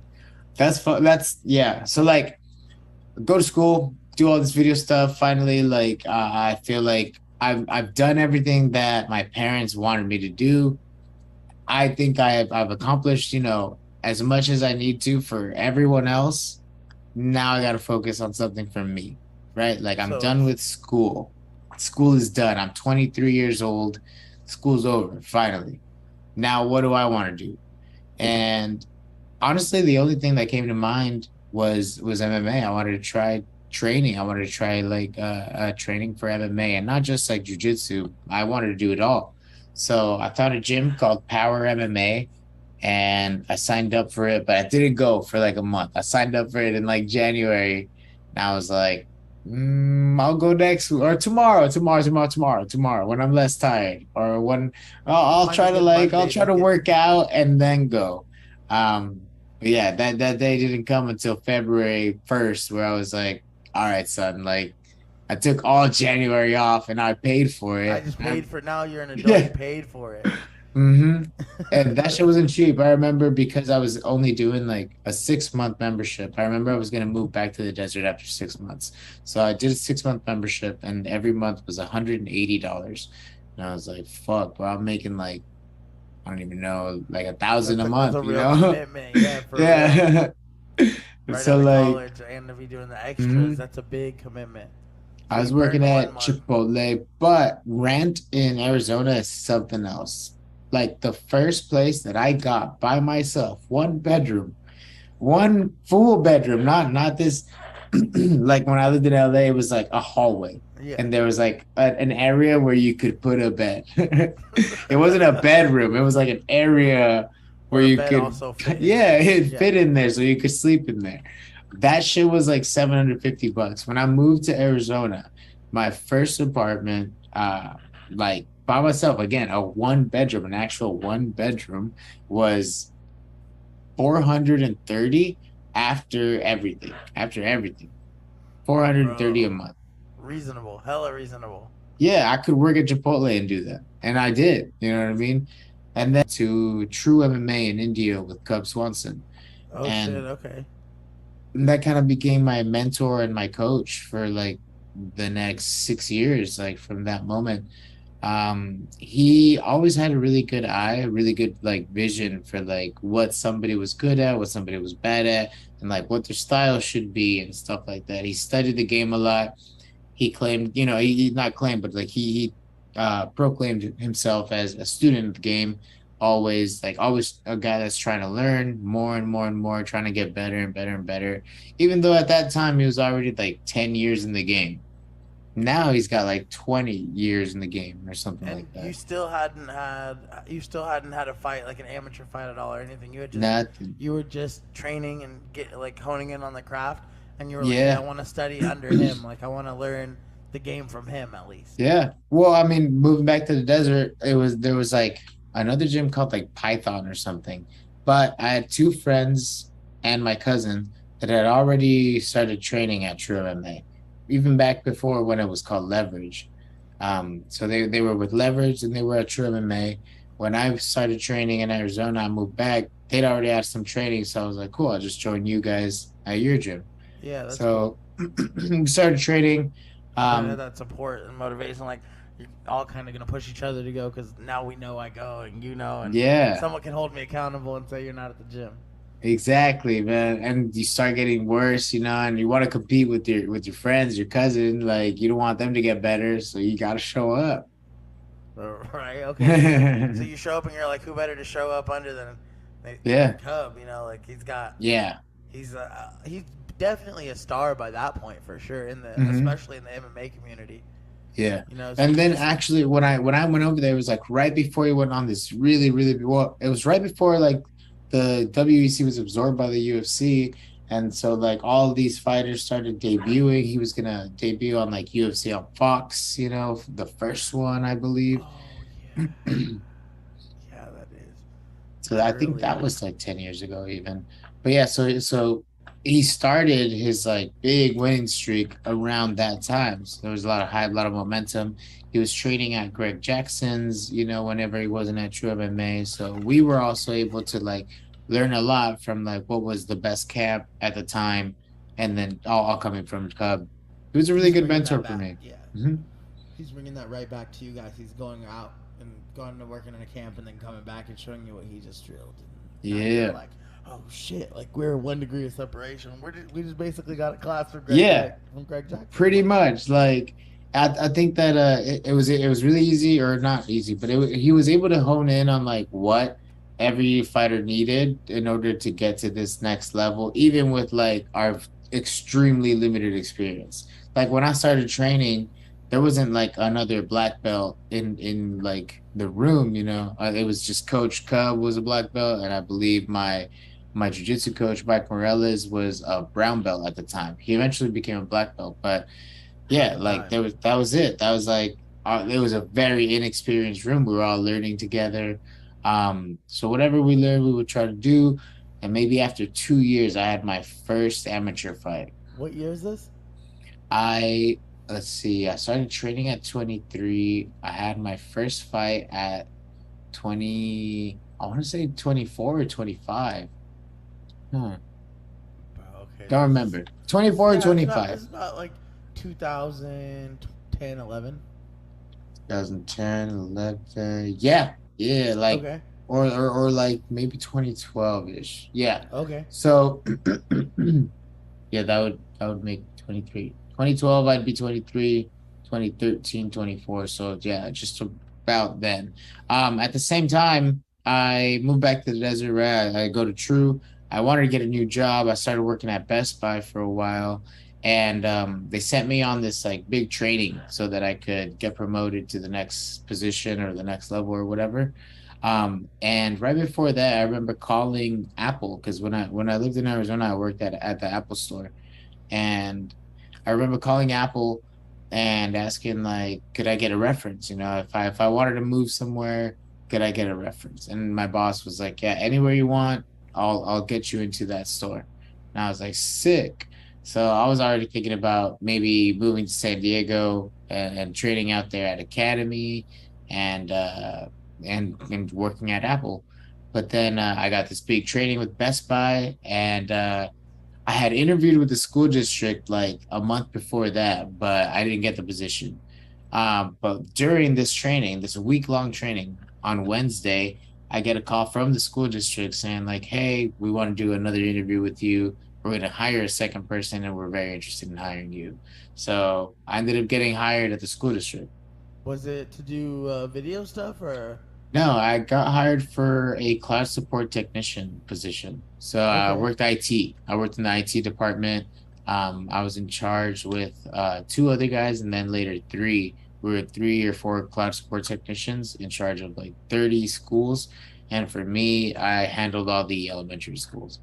bro, that's a sick jump from even from Apple Yeah, and to I was Best at Buy. Best Buy, literally. Let me go to the school district. That's you gotta Now take I'm at the the school district. Yeah. So I like went to the school district, loved it. It was a really good position. But it kind of limited my training and my time. so like it's consistent. Everything's taken care of, but you're still kind of Hmm. like, dang, I was rolling every day, all day. I was only Yeah. giving them my 4 or 6 hours, and then I'm back at the gym before and after. Yeah, School's 8 hours all day, 8:30 to 2:30. exactly, man. So, So yeah, go ahead. no, I was gonna say. So at that point, had you thought, like, I got something here in fighting, or was that just like, nah, MMA is just it's fulfilling to me, or were you like, Mhm. there's something there? So yeah, I get hired at the school district, and then I got hired in February, and I had my first fight, my first amateur fight, that April. So like 2 months in, I had that fight. I broke my ulna, I don't know if you can see it right here. Oh shit. Okay. I broke my ulna in the first round. I like hit this guy. I feel it like weird. I try to finish a choke, but I notice I can't even make a fist with my right hand. And I'm like, weird. The round ends. I go to my corner and I'm like, something's off with my hand, you know? They're just like, hit him with it. And I'm like, right, right, right. I come out and I'm doing well. I take him down. And I remember getting to mount and hitting him, but like not using this hand and just thinking to myself, like, fuck it, man. Bop, bop, bop, bop, bop. And yeah, I got to finish the fight and we had to go to the hospital immediately. And the very next day, yeah, they said it was broken. I got surgery. They like put me out. I remember that was such a weird moment. You know, they like count down from this to this, right? Or count up. I remember getting to 7 out of 10 and then blinking and waking up at hours later outside of this surgery, just like in a bed, like what the hell? And it Bro. felt like I just blinked. And at that point, that's your first. That's your first amateur fight. First amateur fight, first experience And fighting. you teach at school. That's your first. Like you gotta go to school tomorrow. It's not like. Yeah, I came in with the cast and everybody was like, "How are you gonna?" I'm like, "I can still type." Oh, you're not even like in the classroom though. You're at the No, no, district. no. So. I was at the district, yeah, Yeah, it's not like the as an kids IT are, guy. like- yeah, you're off in your office. It's not like the Luckily. kids are like, yo. Yeah. But I Mr. did Carlos, go to a lot. Yeah, exactly. And that's so funny because they all called me Mr. Carlos. Like they all did that shit. So I worked at elementary schools. I've always been very, very close to kids because my mom had a daycare since I was like 12. Like that was what she dedicated herself to. So we had all kinds of kids rolling through. And so I got to meet a lot of kids. I got to hang out with a lot of kids. And I always like admired their innocence more than anything. So like once I got to work at the schools, at the elementaries, yeah, I had all kinds of little homies, you know. Oh, Mr. Carlos, this, and I'd help him out with the Chromebooks, and yeah, it was a really good time. I got to teach a lot of them too. Like teachers would have me speak to them, you know, like, oh, what did you do before, and what are you doing now, type of thing. And yeah, it's possible. Like, that's a Mhm. big thing out here. Like, it's not like everything with kids is not possible. Well, at our time, like we didn't have the internet like that, so it's like, bro, I don't know. It's like one of 6 things you could do here, or hit the lottery. Yeah. Cause Yeah. that's about it. You know, like, oh, okay, you're from here. You know, and exactly. that's dope. So Yeah, it was really nice. you had 30 elementary schools. You said. It was 30 schools in the entire school district, 10 elementary Oh, schools. 10 elementary schools. Okay. Mhm.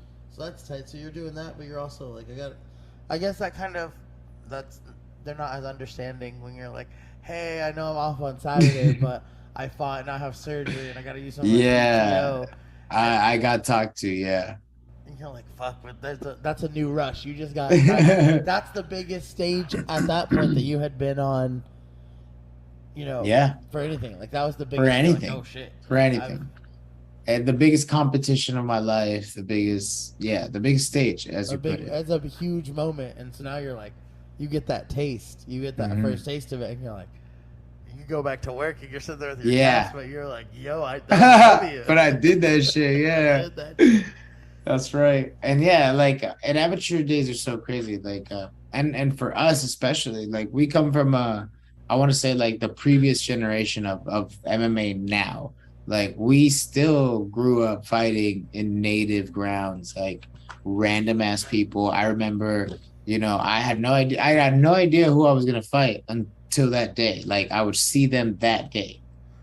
That's it. That's crazy. What was your first fight at? Was it at Morongo or? Is that Morongo? The one that's further out? Spotlight 29. Oh, no. So it's actually in San Jacinto. Like what's the fucking San Manuel Casino or not San Manuel, San some shit, right? It's over there in San yeah. Jacinto. You have to take like a whole different freeway from like Beaumont and all that shit. To him and you turn around and Yes. go way back around there. Yeah. You see like the Scientology camp and all that stuff. So there's a casino out there. We didn't even fight at the casino. It was so weird. We went to this like high school gym area, and for the gym lockers, like that was our warm up area. Like my opponent, I think, was in my locker. I was like, "Can you get out? Like I'm trying to warm up to fight you." But yeah, so like there's a whole bench in between your legs as you're trying to warm up. There's a bathroom. There's like 10 teams, not just 10 guys, like 10 teams, like in this little locker. Um, Thunderdome. yeah, and they're just calling guys out, boom, boom, boom, getting your hands wrapped. I think And you said my it wasn't your weight class. You just fought a dude. Like, yeah, so this one was at least like at 155, and they found a guy that was 155, and that was cool. That worked out. You know, luckily I got that win. My next fight started being at 145. was he like same age as you, or I want to say he was younger, like 23 when I started. You know, and like fighting at 24 was a little bit older for MMA. okay, cool. So he was a little bit younger, and you just Yeah. jumped in. That's so crazy to go be warming up in your locker room, and he's like right there because Yeah, I'm like, so big. Like, Doc, you gotta leave. Go on the other side of the room or something. yeah, man, get out of here. What the hell? So you go out there, you come back, you get the W, you fucking Yeah. you. Bro, that was such a huge rush. So like you get your name called, you know, and then you walk out. It was weird to like have eyes on me, you know, like that was a thought that I remember having, like everyone's looking at me right now, like there's nothing else that's going on in this moment. Like they called out my name.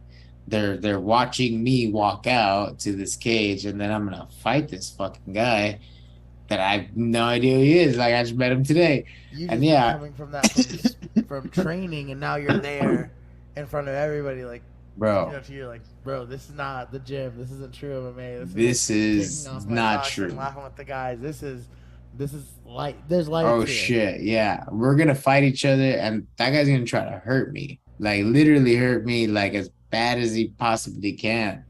Fuck.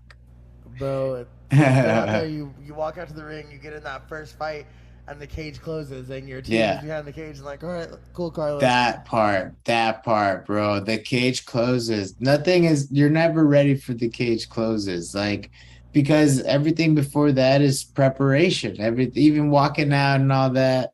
But once that cage closes and they ring the bell, and you just see a guy walking at you that wants to hit you, you're like, what the fuck? What did I do this shit for? Like, I really like signed up.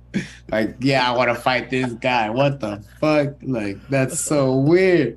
And yeah, like, and then yeah, like the next thought is like, well, fuck it, you know, what am I gonna let him hit me? No, I gotta fight this guy, literally. Yeah. No, I'm not getting hit first. Exactly. Better hit him first, motherfucker. Yeah. And yeah, it kind of just takes over. I remember loving it. I mean, winning is awesome, but I remember winning and just finishing the fight and just feeling like, fuck yeah, man. I want to feel this feeling forever. There's no better feeling. Like I want to feel victories all the time. Did that change your focus going back into the gym on when your hand healed? Or I'm sure Yeah, you're ready man. to go instantly. You were like, yo. Like, Yeah, I'm I ready to go. still went in. I started working my jab a lot more. I started working my left hand a lot Didn't more, work my low everywhere else. kicks. Like, exactly. I started doing something. You're like, oh shit, I got a W. I'm not just here going around with you guys. You see me on Saturday. I went out there. I was fighting for real. Like, you know. I'm Damn like, right, bro. Damn right, bro. Bro, that's Yeah. tight. It was That's so crazy. tight. It was really crazy. Like, and then, you know, I was training with like my cousin and like a couple other friends. So like being the first one that actually got to a fight and like got a win. Like, it was weird. It was like, you know, because I was the first one, but it was really cool. It was really cool to come back and like celebrate with everybody and talk about like fighting and like inspiring them, if anything, like to do it themselves. Like all of those guys have also had fights now. Like it was badass. You don't really think about how many guys go to the gym and roll every day and stay in shape and really practice the art every day and never really go have a fight. Like never say like, you know, hey, fuck it. Like never have a coach that throws them into it and says like, no, you got to go out there and get a fight, bro. Like you're ready Straight for up. it. Stop coming here and fucking them up. Like go out there and get a fight. If that's what you want to do. And to do that, it's kind of like, damn, he did. Like it's inspiring and you know, like and it sharpens them. They're like, yeah, I roll with that guy. I fucking, you know, I was sparring with that guy. You see him, like, you know, like it gasses up the whole gym. So Totally. that's fucking tight, bro. Yeah, man. That was now like you got the super bug. camaraderie. Yeah, I got the bug. Dude, That that's shit bit me tight. hard. That shit like so yeah, once I felt that victory, once I raised my hand, and I remember that shit hurt because I broke my arm. So I was, but whatever. I Right, won. adrenaline, yeah. Yeah, man. Get that surgery. Yeah, I'm super hyped on it. And why I just knew I was gonna fight. I was like, oh, I'm gonna keep fighting until like I can't fight anymore. And I really thought that I would stick to the district too. Like everything was working out for me. My parents helped me get a house in the Quinta. I had a dog, I had a girl, like everything was dope. Like I had everything, It like was I'm on saying, everything plan. solved, settled, done. But then let's see, when I was 28, so I was already like 4 years into the district and also 4 years into fighting. And I was getting really good. I was getting a lot better. I was 6-1, I believe, like at one point. And then I knew I wanted to commit to it. Like I was struggling with this thing in my head so much because I knew that there was better training out there. I knew that I needed to dedicate more time and more hours. I wanted to work on my body. Like I only had time at 7 o'clock to go do the training, and that was it. Like I wasn't getting any extra work at all. But at 28, I ended up going skydiving. So I met a girl on September 30th, which we're almost to. Met a girl September 30th. I had a fight in Palm Springs for CFL at the Hard Rock Hotel, I think it was. Yeah. I fucked that guy up. I destroyed that guy to the point where, like, after that fight, I went up to say thank you to the guy, and he goes, "I can't see out of my eye." And I was like, "Huh?" And he's like, "I can't see." And I was like, "All right, sorry, thank you." Sorry for that. Oh, We don't gotta talk about that, I guess. shit. Oh man. Oh yeah, I felt bad about that one, but like he's all better now. He's all better now, I gotta say. But yeah, like I just wanted to thank him for the fight, and then he's hitting me with that shit. And I was like, whatever. But yeah, I met a girl that day. Started talking to At the her. fight? Yeah, at my fight. She Okay. through mutual friends. Like she was my homie's girl's like really good Okay. friend. Okay, cool. So like she came along, she was interested in me from like a time before. So like she got to see me fight, got to see me She win. knew of you, yeah. We got to hang out, and then I really liked her. She was really funny. So like got her. I asked her for a Snapchat. I remember. I was like, "Yo, can I get your Snapchat?" That She was was a like, thing. Here's That your was an here's era. my phone number," she said. And I was like, all right, thank you. That's really what I wanted. I just didn't want to. I just want to. Yeah. You know what I It mean? worked out. Yeah, it worked out. So like we started hanging out a lot. We started kicking it like almost every day. She was also really into fitness. She would run a lot. I remember she was like a runner. I thought I was dope as hell. I was like, bro, sometimes I run 5 miles a day, like 2.5 here and 2.5 there. So like end of the week, I've accumulated like 20 miles. She's like, cool, I did 20 miles today. I was like, fuck that. I don't know how you do that. She's an ultra runner, just like out there. She's Like, like, no, I run. yo, I just do cross country. yeah, she ended up doing the what's it called, the Iron Man there in the desert like last Oh year. shit, yeah. That's That crazy. shit's like 9 hours of working out straight. Yeah, No, running, man. going out to the gym, going out fucking Swimming. swimming, Nope. and Nope. Just with that swim, I'm out. You can count me out with that. I never yoga. learned how to swim.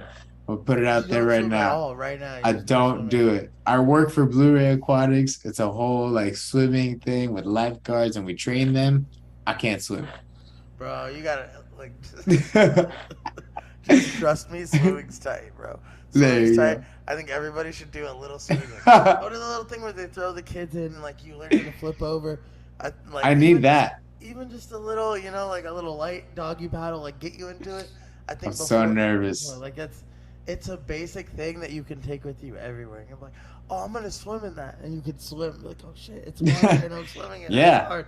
And you can get the fuck out, bro. And if you're ever in some shit where God forbid you get thrown out of something in some water. Very true. You got to swim for a little bit. Like, at least you know the basics of keeping your head up. Water's supposed to be the safe landing, right? So Yeah. so whenever there's water, that's where you want to die. That's what I think. I think that I could survive. Like, I could freak out until I made it wherever I needed to, but I'm not a skilled swimmer whatsoever. Yeah, bro, we're gonna we're gonna get on something. So she was into the Ironman and running and shit. Yeah, so she was into fitness. How a real cardio is. Mm-hmm. Yeah, I was like, fuck, showed me, right? Goddamn, I thought I was sick as hell. But yeah, so I was like, look at me in my 20s. Nah, she really was like doing 20 like every 2 days. Shit. Anyway, getting that runner's high, just going out there and being like, no, I just run. Like, yeah. How do you even she was a lot more 20 daring. miles? Yeah, like dog. Yeah. How long does that take? That would take 3 days. Like, yeah, like what is that? So yeah, she was attending school, and a lot of it was for like the COD track team, I want to say. Okay. So like, I met her, we started hanging out. Things are going well, and come February, you know, I met her September 30th, so almost October. Come February of that next year, Valentine's Day, you know what I mean? And she had mentioned that she wanted to go skydiving again because she'd already done it. And I remember telling myself one day, I think I might have even written it down, like, I will never skydive. There's no point to it. Skydiving I don't and see. swimming, you're not into it. Yeah, I was like, I don't know why you would ever want to do those things when there's such a big risk. Like, nah, what for? You know, the exhilaration from it cannot be worth it, right? But I don't know. I was trying to be a good boyfriend, and so I ended up getting us like this Valentine's Day couples package for skydiving in San Diego, and very reluctantly did it, but I never complained about it. Once I got to it, I was like, I know I'm gonna do it. Period. You know, I'm gonna try to make it as best as I can for myself and not focus on anything bad. I'm just gonna go do the things. I'm just looking forward to fucking doing it. Yeah. All of this. I'm saying yes. Yeah, man. I'm saying yes. I did it. I'm here. We drove San Diego. We're at the fucking place. The planes are going up. I got the best thing on. We get our instructors. Door closing is like, so now you're kind of like, all right, well, I know what that commitment is. See what happens, you know what I mean? The ground's gonna come out. Pretty much, exactly. Hopefully I got this parachute to catch me. Yeah, man. They sit us down, and I have to sit on like this little guy's lap. So I'm just like in this weird sitting down position on a man that I just don't want to be on. Like, he was just not a good time either. So like they close the door to the freaking little airplane. We start going up, and I'm just like, oh my God, bro, what the hell am I doing in my head? And I started thinking like, well, what are you gonna do now? You know what I mean? Like, jump out? That's literally what we're fucking gonna do from a safer distance. So there's nothing to do but wait. So yeah, I just keep looking at the elevation going up and up and up and up and up, and I'm like, son of a bitch, bro. It's like the longest 2, 3, 5 minutes, whatever the hell it was. And then then all of a sudden they're like, cool, we're here, and they open the door, and I'm just like nervous as hell. Are you serious? You're opening the door, we're out here in the air, you're opening the door like that? It's a roller coaster. You're just like, what? I was like, oh shit. And yeah, just people fucking start flying out, and it was so surreal to like see that with my own eyes. I was like, fuck, bro, we're like literally next to clouds. There's a door on this airplane open, and there's people fucking jumping out. Like, they're willingly going.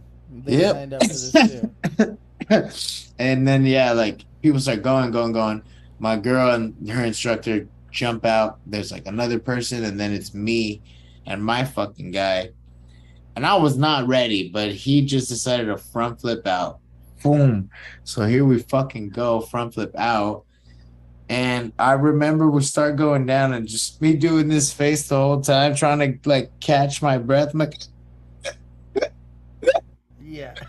I couldn't do it. I couldn't do it for like a while, but then finally, like instead of trying to like breathe in, I just let everything out, and then I breathed in, and it was like I got my soul back or something. I was like, whoa, shit, and I could breathe normal now. Like they're like I wasn't falling and like Right. like I just and it was clear. And bro, that I have to say, like that to me felt like the most blissful moment in existence. I was like, I reached nirvana or some shit. Like, I looked down and I just see the whole fucking earth, around me, San Diego mostly, and like the surrounding areas. Like, but it was just so incredible. It was so vast. I'd never, with my own eyes, seen something so vast. And yeah, so like I'm staring at it and I just thought to myself, like, bro, I gotta get the fuck out of the office from 6 to 3 and just start This is exploring life. the whole world. Yeah, this is life. Bro, that experience completely made you be like, nah, I'm into what I'm into. Like I'm following, Yeah, seeing yeah. shit every day, fighting, following my passions, but not sitting there doing IT work. Bro, a week later I quit that career and Were you doing any I videos gave it then all for up. anyone? No, I wasn't doing shit. I just had like my 401k, a huge amount of debt that I found out about later.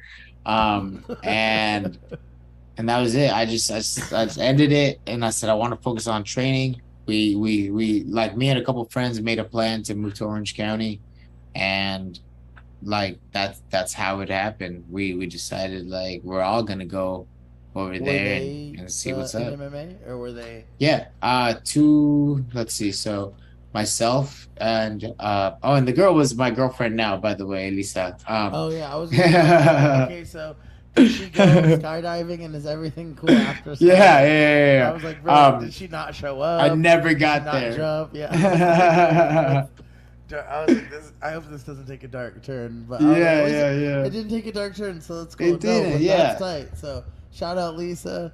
Yeah, Um, man. so does she? So okay, that answers my next question. So she's Yeah. already even like aware. Did she move to Orange County as well? No, she was going to what is it? CSUSB, Cal State San Bernardino. Okay, So she was gonna go and finish that out. She had like 2 more years, I she had some believe. more miles to run. Exactly. So a lot more miles, man, like three billion more. And actually another funny anecdote from that, like is that she mentioned to me like that day that we met, she was like, I don't like violence, I don't like fighting. And I was like, oh, well, I mean, I don't love violence, but I love this shit that I do, I you love know what I combat. mean? Yeah.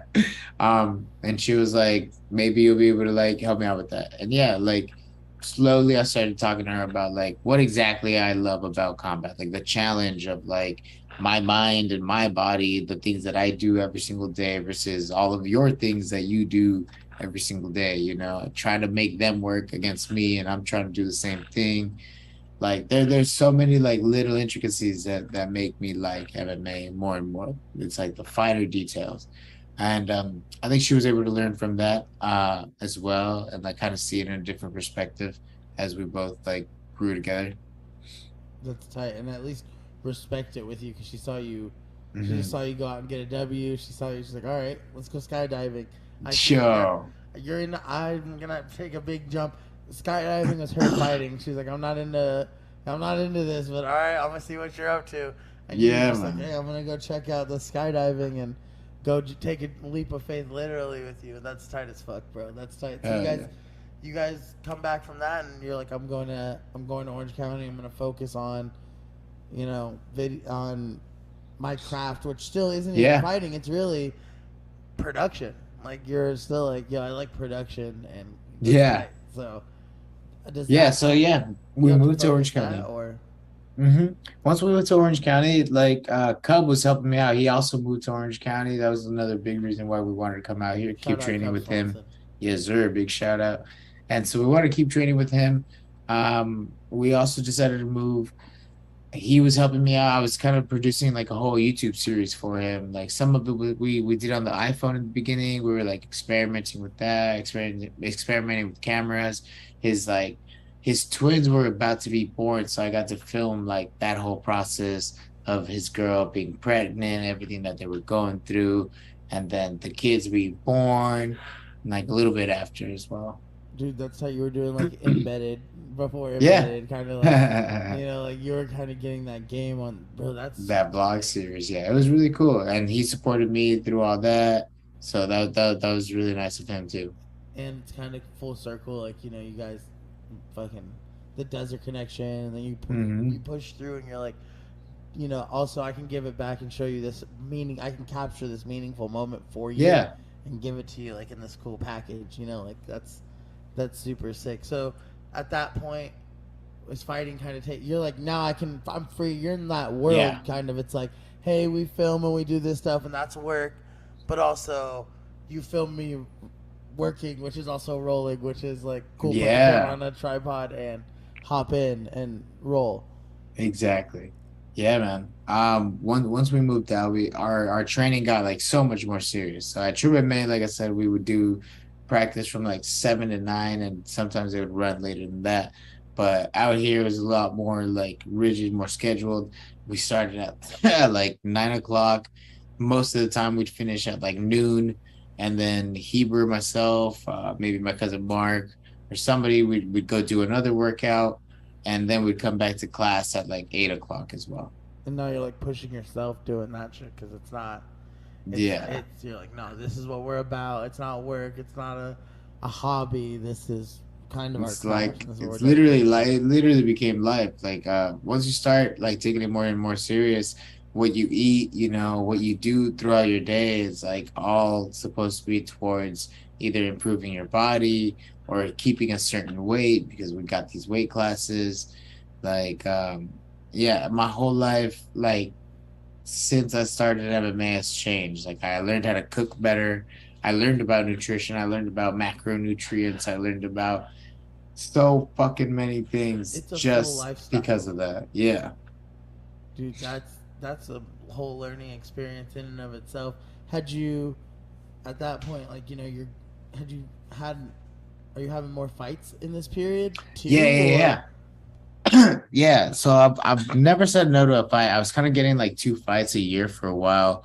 And then eventually, after going like 6-1, I remember for my 135 debut, that was crazy as hell. For my 135 debut, I walk out, like I said, this was also kind of like by a different commission, right? This was at Agua Caliente Casino. So I walk out, I'm in the cage, 135, they announced me. And then they announced my opponent, and they're like, weigh in at 155, whatever the hell his name is. And I was like, 55? And yeah, guy comes out looking 155, and I was like, fuck, well, I'm already in the cage. What am I gonna do? Run away? Hell no. You know what I mean? right? You're like, It's time to throw down with this fool or whatever fool comes out. And so yeah, he comes out, and I had my whole thing going. So I try to get him. He takes me down immediately. I ended up subbing him, but like, yeah, getting that W even on a guy that was 155, I was riding high. Riding bro, high.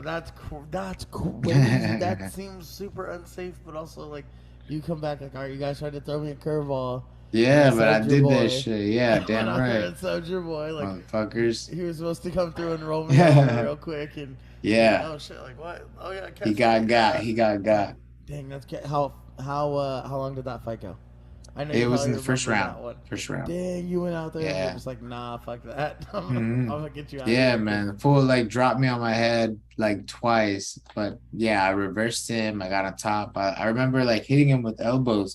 He was trying to take me down. He like flopped to the floor. And that's when I was able to like lock in the submission and everything. But even that fight for September 30th, like it was really, really crazy. September 30th happens as a Saturday. I go back to training on Monday, and I'm taking it pretty easy. Like I remember my friend Jose Shorty Torres, shout out Shorty, Team Shorty Foundation as well. So like we shout start out training Team at the Shorty boxing gym. Foundation for sure. Yeah, we start We'll throw training it at on the the screen boxing right gym. here. Nice, nice, nice. I love it. I'm telling you, that pro setup. I see you. I see I you. got you. I got you, baby. So we went to boxing. That's Monday. We trained at True, all these things, right? Thursday. I just fought Saturday. Thursday comes around and Cub goes, "Hey, do you want to fight in a week?" And I was like, I'll check my weight tonight, but yeah, why not?" And I was like, "Next Saturday?"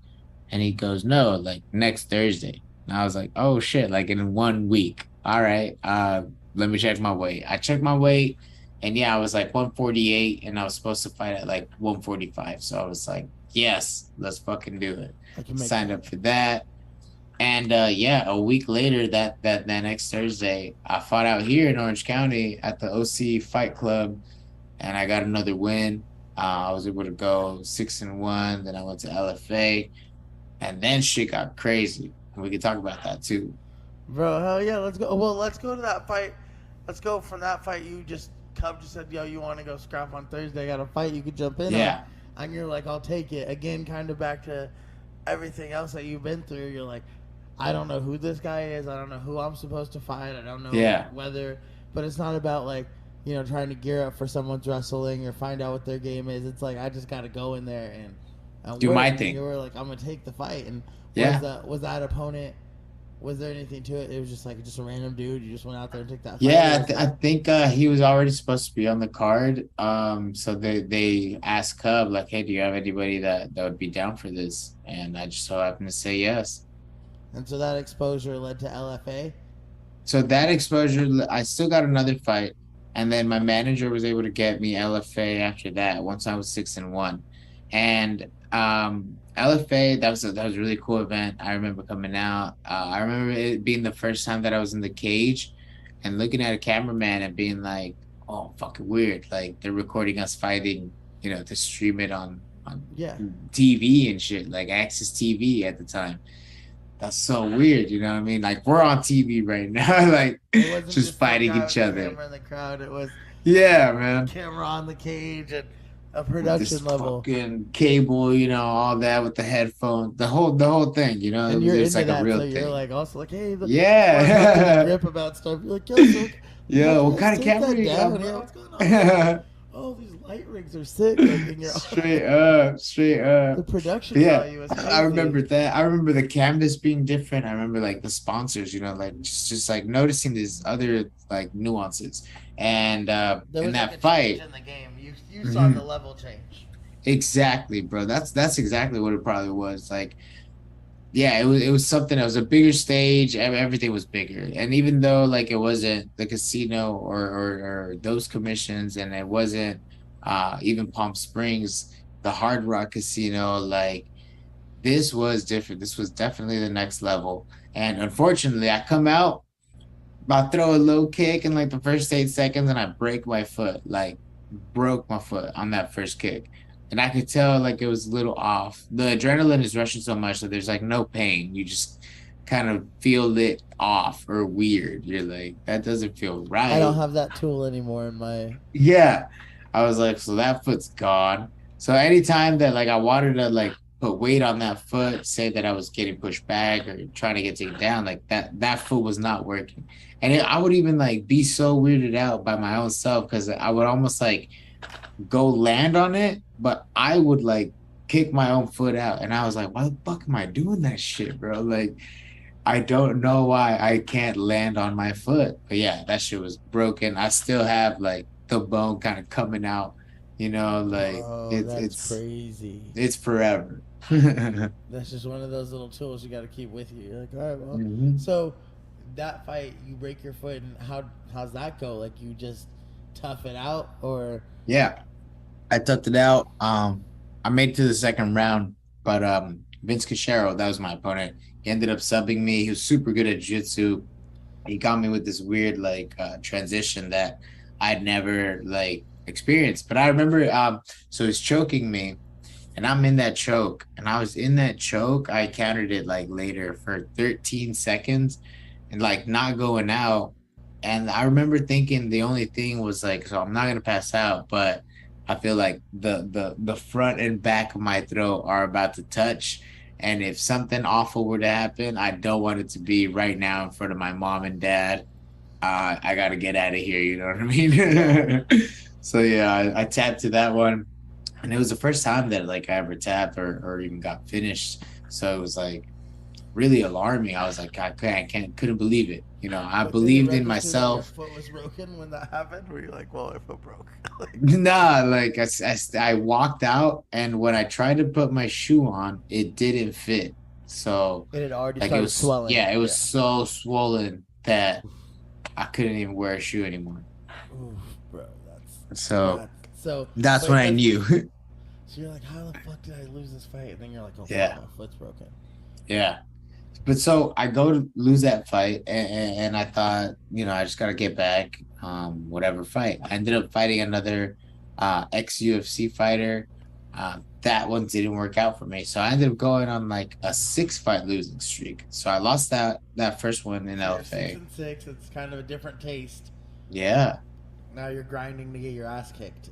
You yeah, know, like it was so different. Like the I reward felt isn't there. great, and like I never like got blown out of the water either. Like I was always very competitive. I got finished in that fight. I did get finished again, but like I would always be dominating. I'd do something, I'd be winning, It and was then close fights. I would make a mental like I'd have like a mental like misjudgment. Like I didn't do make the right choice, you know? And I kept doing that over and over again, but you know, doing the same things and getting the same results with the same team and everything. So finally I said, okay, fuck, bro, that's too many. Like I need to switch teams. I need to start training with other people. I need to train these things specifically. And Because obviously I there's just gotta work truth. something out. Yeah. You're recognizing no one's tasked to tell you you're going in there and then coming out and with losses. So it's like I have Mhm. to hold. You're holding yourself accountable at that point about Absolutely. I've you always know been super like introspective. I've always wanted to better myself. Like, and it always mattered to me that I try to do my own best. And like, no one knows what that is but me. So I know how to push myself and stuff like that. So like, I'd come really close to winning these fights, but like I wasn't. And you know, eventually I started thinking like maybe, well, then maybe I just suck, and maybe this isn't for me. You know, like but at the same time, it become my life. There was no stopping MMA from being my entire life. Like everything that I do revolves around MMA. I go and I spend my time in the gym working out. Like, and if I'm gonna be doing that, I'm gonna have a fight. So there was no slowing down. Even through those losses, like I just kept telling myself, well, I'll just be more consistent and I'll get better. And I'll get better at this and I'll get better at that. And yeah, finally switching teams, I was able to like strategize a lot better with my coaches and kind of start learning like the things that I needed to learn. And they kind of guided me the right way. So big shout out to Tyler Wombles and Joe Murphy from Classic, Coach Budo Matt, 10th Planet, and now my coaches at OCRTC, Coach Jesse, Coach Optekin. Big shout out and all the love to all those guys because I feel like with this team that I have now, like they've been guiding my career the right way.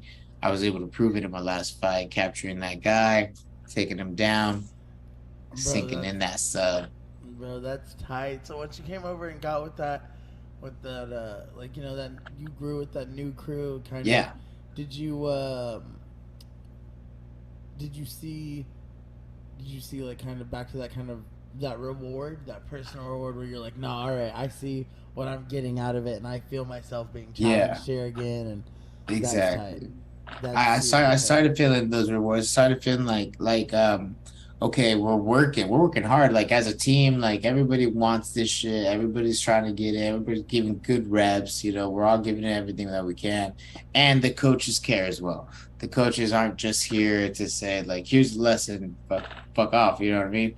They were there paying attention, like coming in, helping, like perfecting the little details that everybody needed. Like I've gotten a lot of help from everybody, and not only that, like because I was getting choked in a lot of these fights, my coaches suggested like, hey, you need to go do jiu-jitsu tournaments and then you can take a fight. So I ended up winning 2 jiu-jitsu tournaments. I got first place and I subbed everybody in those. So I subbed like 6 or 7 competitors And then I had my fight, and I subbed that guy too.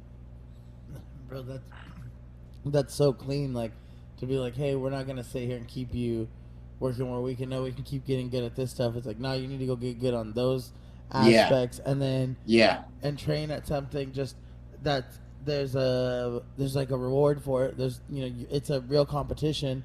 There's a loss, you lose, you're out of the tournament, but also it keeps your blood in it, and you're like, fuck it, let's go. Like, and then when you come back, you're like, I'm not even about to sleep this fall. I'm not even, yeah. that's tight. Yeah, But man, like getting comfortable everywhere for MMA, I think was like the next really important step that I needed to do. And now, like on the ground, wrestling, on the cage, or striking, like I'm comfortable everywhere. bro, that's so dope. Did you take some fights before you got in this new organization with that new team, or like I don't know, what was the Nah, lineage, or did you yeah. even like So be like, I started with Combate Global. I've had 4 fights with them so far, and I'm about to go on my fifth, September 30th. So, bro, that September 30th date really falls through. right, yeah, I'm about to go make somebody else blind on that day.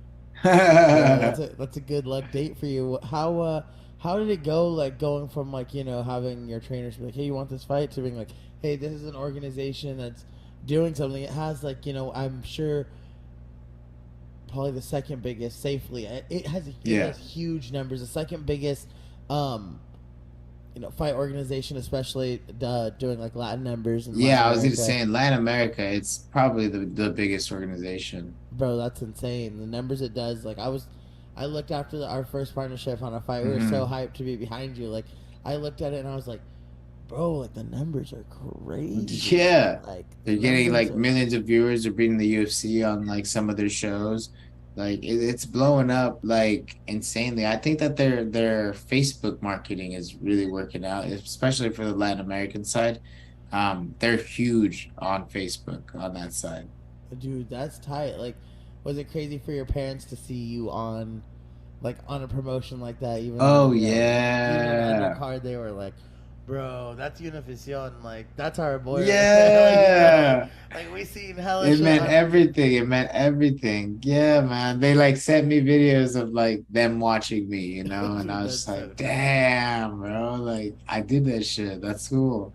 Them, I mean, not only them, like all of my Latin American family. I have family in Sonora, in Mecamingil, Sonora. I have family like over there near Hermosillo.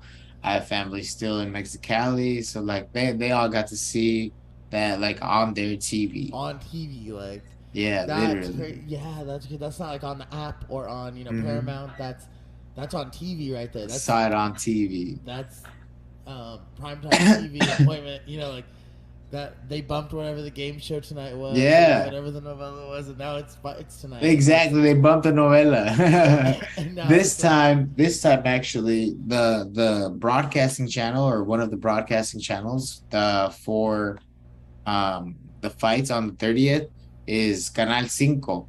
And back in the day, so like for me, I never grew up with cable. So it was like channel 32 was Canal 5 in that was like the Mexicali. basic cable. And that was where I watched Dragon Ball. That's where I watched Dragon Ball. That's where I watched Dragon Ball Z, GT. That's where I watched like all my childhood cartoons, all my childhood TV shows, like everything that was translated or dubbed from like English to Spanish was on Canal 5. So like for me to be able to fight on that same Oh, channel, that's I was like growing huge, up watching.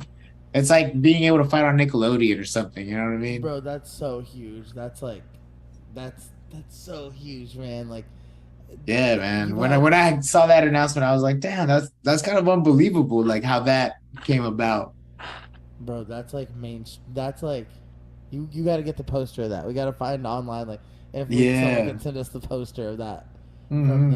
from the marketing materials. That's so tight, bro. Like how many are you on a contract over there for a certain number of fights, or is it kind of fight to Uh, fight basis? I've actually been going fight to fight, which has worked out super well for me. I manage myself at the moment, so like going on fight to fight basis and being able to like look at this promotion's pitch or like what this one offers or what these people offer has been like a freedom that I gained recently. So yeah, I was talking to a couple other promotions, but usually Combate Global is the one paying the most, and it treats us the best. So they fly me out, they pay for the hotel, they feed us meals every day, they give us like gallons of water and an unlimited amount. And the staff treats me like super, super nice. Like I have no complaints about the staff. Like everybody's a big sweetheart. Their photographer is amazing. Big shout out Scott Hirano. My friend Monica, Heather, like yeah, their staff is incredible. The matchmakers, Arafat, Tony, like everybody that I've worked with from Combate has been magnificent. Like I have nothing but good things to say about that promotion as far as they've treated me. Bro, that's super tight because I'm sure there's like a lot of kids like not sure which way they want to go, and they're like, to even just hear like it's even in any industry, like I have my hands in a couple different pots, and it's like it's hard to go ask somebody like, hey, bro, like is it cool over there? Like like Yeah. does the check come through? Like are they gonna fuck me? Like when I get there, is the room there? Am I sharing it with the guy I'm fighting? Like like what if there's no water for me, but they give water to that guy? Yeah. bro, like stuff you've been through where now you're like, bro, like I can respect my craft and know that they want me to put on the best show possible, and I come in and, like you're excited to perform for the fans, for them, for your team, for everybody, because they put you in a great position. That's something that's so dope that you bring that up, because like it totally does. Like I never really like thought about it, but absolutely it makes me want to fight better for them because they treat me so well. Like I want to have like an amazing fight, an amazing performance that they're proud of. Like, oh, we brought him, we took care of him, and he took care of us. Bro, that is so tight. That's so tight to know. Like, bro, so many people don't get taken care of so many places that it's like, in any industry, in any walk of life, that when you're like, hey, I get taken care of and I go out and perform at a high level, I'll lay it all out on the line. I don't want to go put on a boring fight. I want to go put on a war with this guy. I want to put on a smart war with this guy so that you guys want to bring me back and the fans want me here, and that they know that I'm not just out here collecting a check real quick and I bought out this bum that's gonna get slapped real quick, and no disrespect to some of the guys that come out and are tacticians and just go to work and sleep you instantly. Like, hey, it happens, but to be like, hey man, I want to come out and do the same thing and give everybody back home something to watch, give everybody worldwide, on the app, hell yeah, on the guys fighting overseas. That's not like that's one of those channels that it's everywhere. It's everybody gets Paramount. It's piped in worldwide to prisons to man. Everybody's got like some kind of subset. Like if it's not Paramount Plus, then you can watch it on this or that channel. Like even Chile, I mean, obviously all of Latin America has it available, and even like countries that might not have it on their TV, the whole stream is live on Facebook for free. So they definitely are getting those views too. Bro, we're going to definitely have a link right here for the Facebook. I don't know if it's going to be clickable, but for sure we'll have Combate Global's link to go to the page and everything for sure. Dude, that's so tight, bro. So your fight's on the 30th. Who's the guy you're fighting again? Huáscar Cruz. He's 5'4". He's about 4 years older than me or something like that. 5 years, I think. I think he's like 38 or something. But everything I have to say, like, no disrespect to anybody, but like more than anything, no fear to anybody. Like I'm not afraid of nobody. You can get respect, but like I'm gonna treat you like I want to treat you in there. Bro, I'm excited to see your evolution in the cage, and thank you, man. You're going with it, and like, bro, to hear your story, it's so dope to know like you committed to it, and you're like, nah, bro, I could have just gone back to.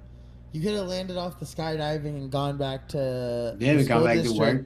I mean, like, it's cool. Just rolled on with that. It's cool. I'm getting a promotion. I do even less. I'm just going to kick it. And you're like, no, bro, I want to challenge myself. And, luckily you had a girl that supported you through that. And you guys, managed to run it out together. And, on the 30th, your cardio is definitely going to be up because I know he's not running. Right.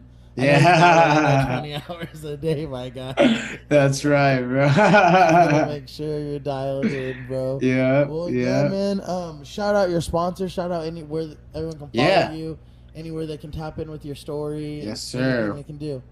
First thing I want to shout out, obviously, Green Dragon. Thank you, Troy, for supporting me That's again from the family. You know beginning of what it my is. combate. Like, means a lot to me through my evolution, like, and still sticking with me, like, through it all. Like, I can't wait to put on a show for you guys either, straight up. Bro, So, we love big watching your shout out to fights. The you. boys upstairs love watching your fights. They're like, Hey. oh, your boy's got that dog in him, bro. Like, everybody Damn loves you. right, bro. Damn right. And I'm gonna We're bring it with you. out. I'm gonna bring it out September 30th. So yeah, big shout out to you guys again. Thank you so much for everything. Big shout out to Silo Realm, my sports therapist, Sik Montserrat. She's actually in Tijuana, but like that's been a huge help for me. Silo Realm, my microdose sponsor, like big help too, like unlocking different potentials, like different like streams of thought that I think have helped me like actually become a better martial artist, better Bro, person very in important. general. Yeah. That self-help, for guys out there especially, just gonna say that too. Quick shout out. Like if you need somebody to talk to, if you need to seek help, if you know that you should talk to somebody, you probably should, man. Um don't just let it be a friend. Like seek professional help if it's possible, and yeah, not just males but like Huge females support. too. Like yeah, mental health, it should be as important as physical health, although it's not always the most important. But I think that mental health, and feeling good with yourself, not just about yourself but with yourself, being comfortable with yourself, is really important. So Vital. big shout out for that. Big shout out Team Shorty Foundation. As I mentioned earlier, they're huge foundation, my friend Jose Shorty Torres started, that actually helps people fight and get into martial arts and continue their careers, especially because it can be really hard when you're getting paid almost nothing. No, most definitely. That's definitely a passion project for sure. We'll have some links for Yeah. that. So yeah, classic fight team, 10th Planet Mission Viejo, OCRTC. Um, I got my new water sponsor from Megan. That's Divine Body Solutions here in Costa Mesa. I got my boy, of course, Gregorio, the Knockout Bakery. That guy makes some of the most amazing cheesecakes and protein bites and meal preps that I've ever had in my life. He's That's super so passionate important. about everything he does. So big shout out to him, and maybe you should talk to him too. Like that's a guest I'd recommend for you Oh, for bro, you for as well. sure. For sure. Let's do it. Let's line it up. Heck Whoever we yeah, got, heck I'm with yeah, it, bro. heck I yeah. love it. So big shout out to them. Body Buddy Balms. It's a balm actually that helps do tattoos with any pain. It is medically infused with THC as well. So shout out to them as well. Hope I'm not forgetting. Oh, hot suit, hot suit. If you guys are interested in getting a sauna suit, you can use the code Stay Up, and you'll actually get 20% discount on your hot suit. Bro, I saw that honestly, and I was gonna ask, what's up with that? Is that like a? I saw that on your Instagram, like one of the first things you promoted. I was like, dang, your Yeah, website shoots me straight to this hot suit. Like, that's I see the right. ads, but is that like a big part of training nowadays? Is Yeah, man. For getting me, for that me sweat in? personally, now that I've gone down to a newer weight class, so when my first amateur fight, when we started talking, I was at 155, and then my careers, I had mostly had at 145, and then most of my losses happened at 135. So another thing that I did for the last one was switch it up, and I actually dropped down to 125, something that Another challenge. I never thought I would do. As a 23-year-old college student, I weighed 210 pounds. So Dang. I never thought I'd make 125. Whoa, that's intense. That's a challenge Yeah, in and of itself. But then to keep going down again and say, all right, well, my body's gonna be, I'm gonna dedicate to getting down to 125 and dominating at 125. damn right, bro. And it feels goddamn good. Like it felt like everything like in the gym feels easy. That's what it felt like in the fight. And I hope it just continues to be that way. Dude, that's so tight, man. Well, congrats, bro. I'll make sure we plug all everyone we listed, your team, all your locations and stuff. Make sure you guys Thank you, follow him at bro. Stay Up Carlos right here. Make sure you guys all tune in. The fight's on Facebook. Ain't no reason that we can't grab it. Definitely, I'm recording tonight at the Green Dragon Lounge. We'll have the fight at the lounge for sure. As always, as Fuck all yeah. of your fights, we always have them right here. So if you guys are Wow, looking for super that, dope. I'm gonna let my people know to head over there. Bro, for sure, for sure. Yeah, we always have it like on at least two TVs like up here, bro. Badass. Downtown Palm Badass. Springs.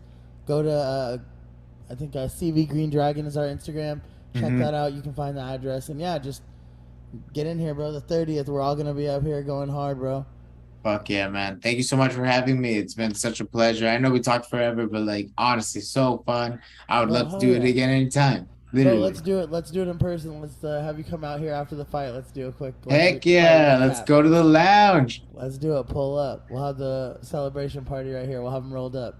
Hell yeah, man. Thank you so much for everything. Appreciate you. Bro, thanks for pulling up, bro. Thanks for fucking with the Downstem. Yeah, love the Downstem. Shout out Downstem. Shout out Green Dragon. Shout out Troy. You're the fucking man, bro. Thank You're you. the man, bro. Love you. Let's go. Love you, bro. Peace out.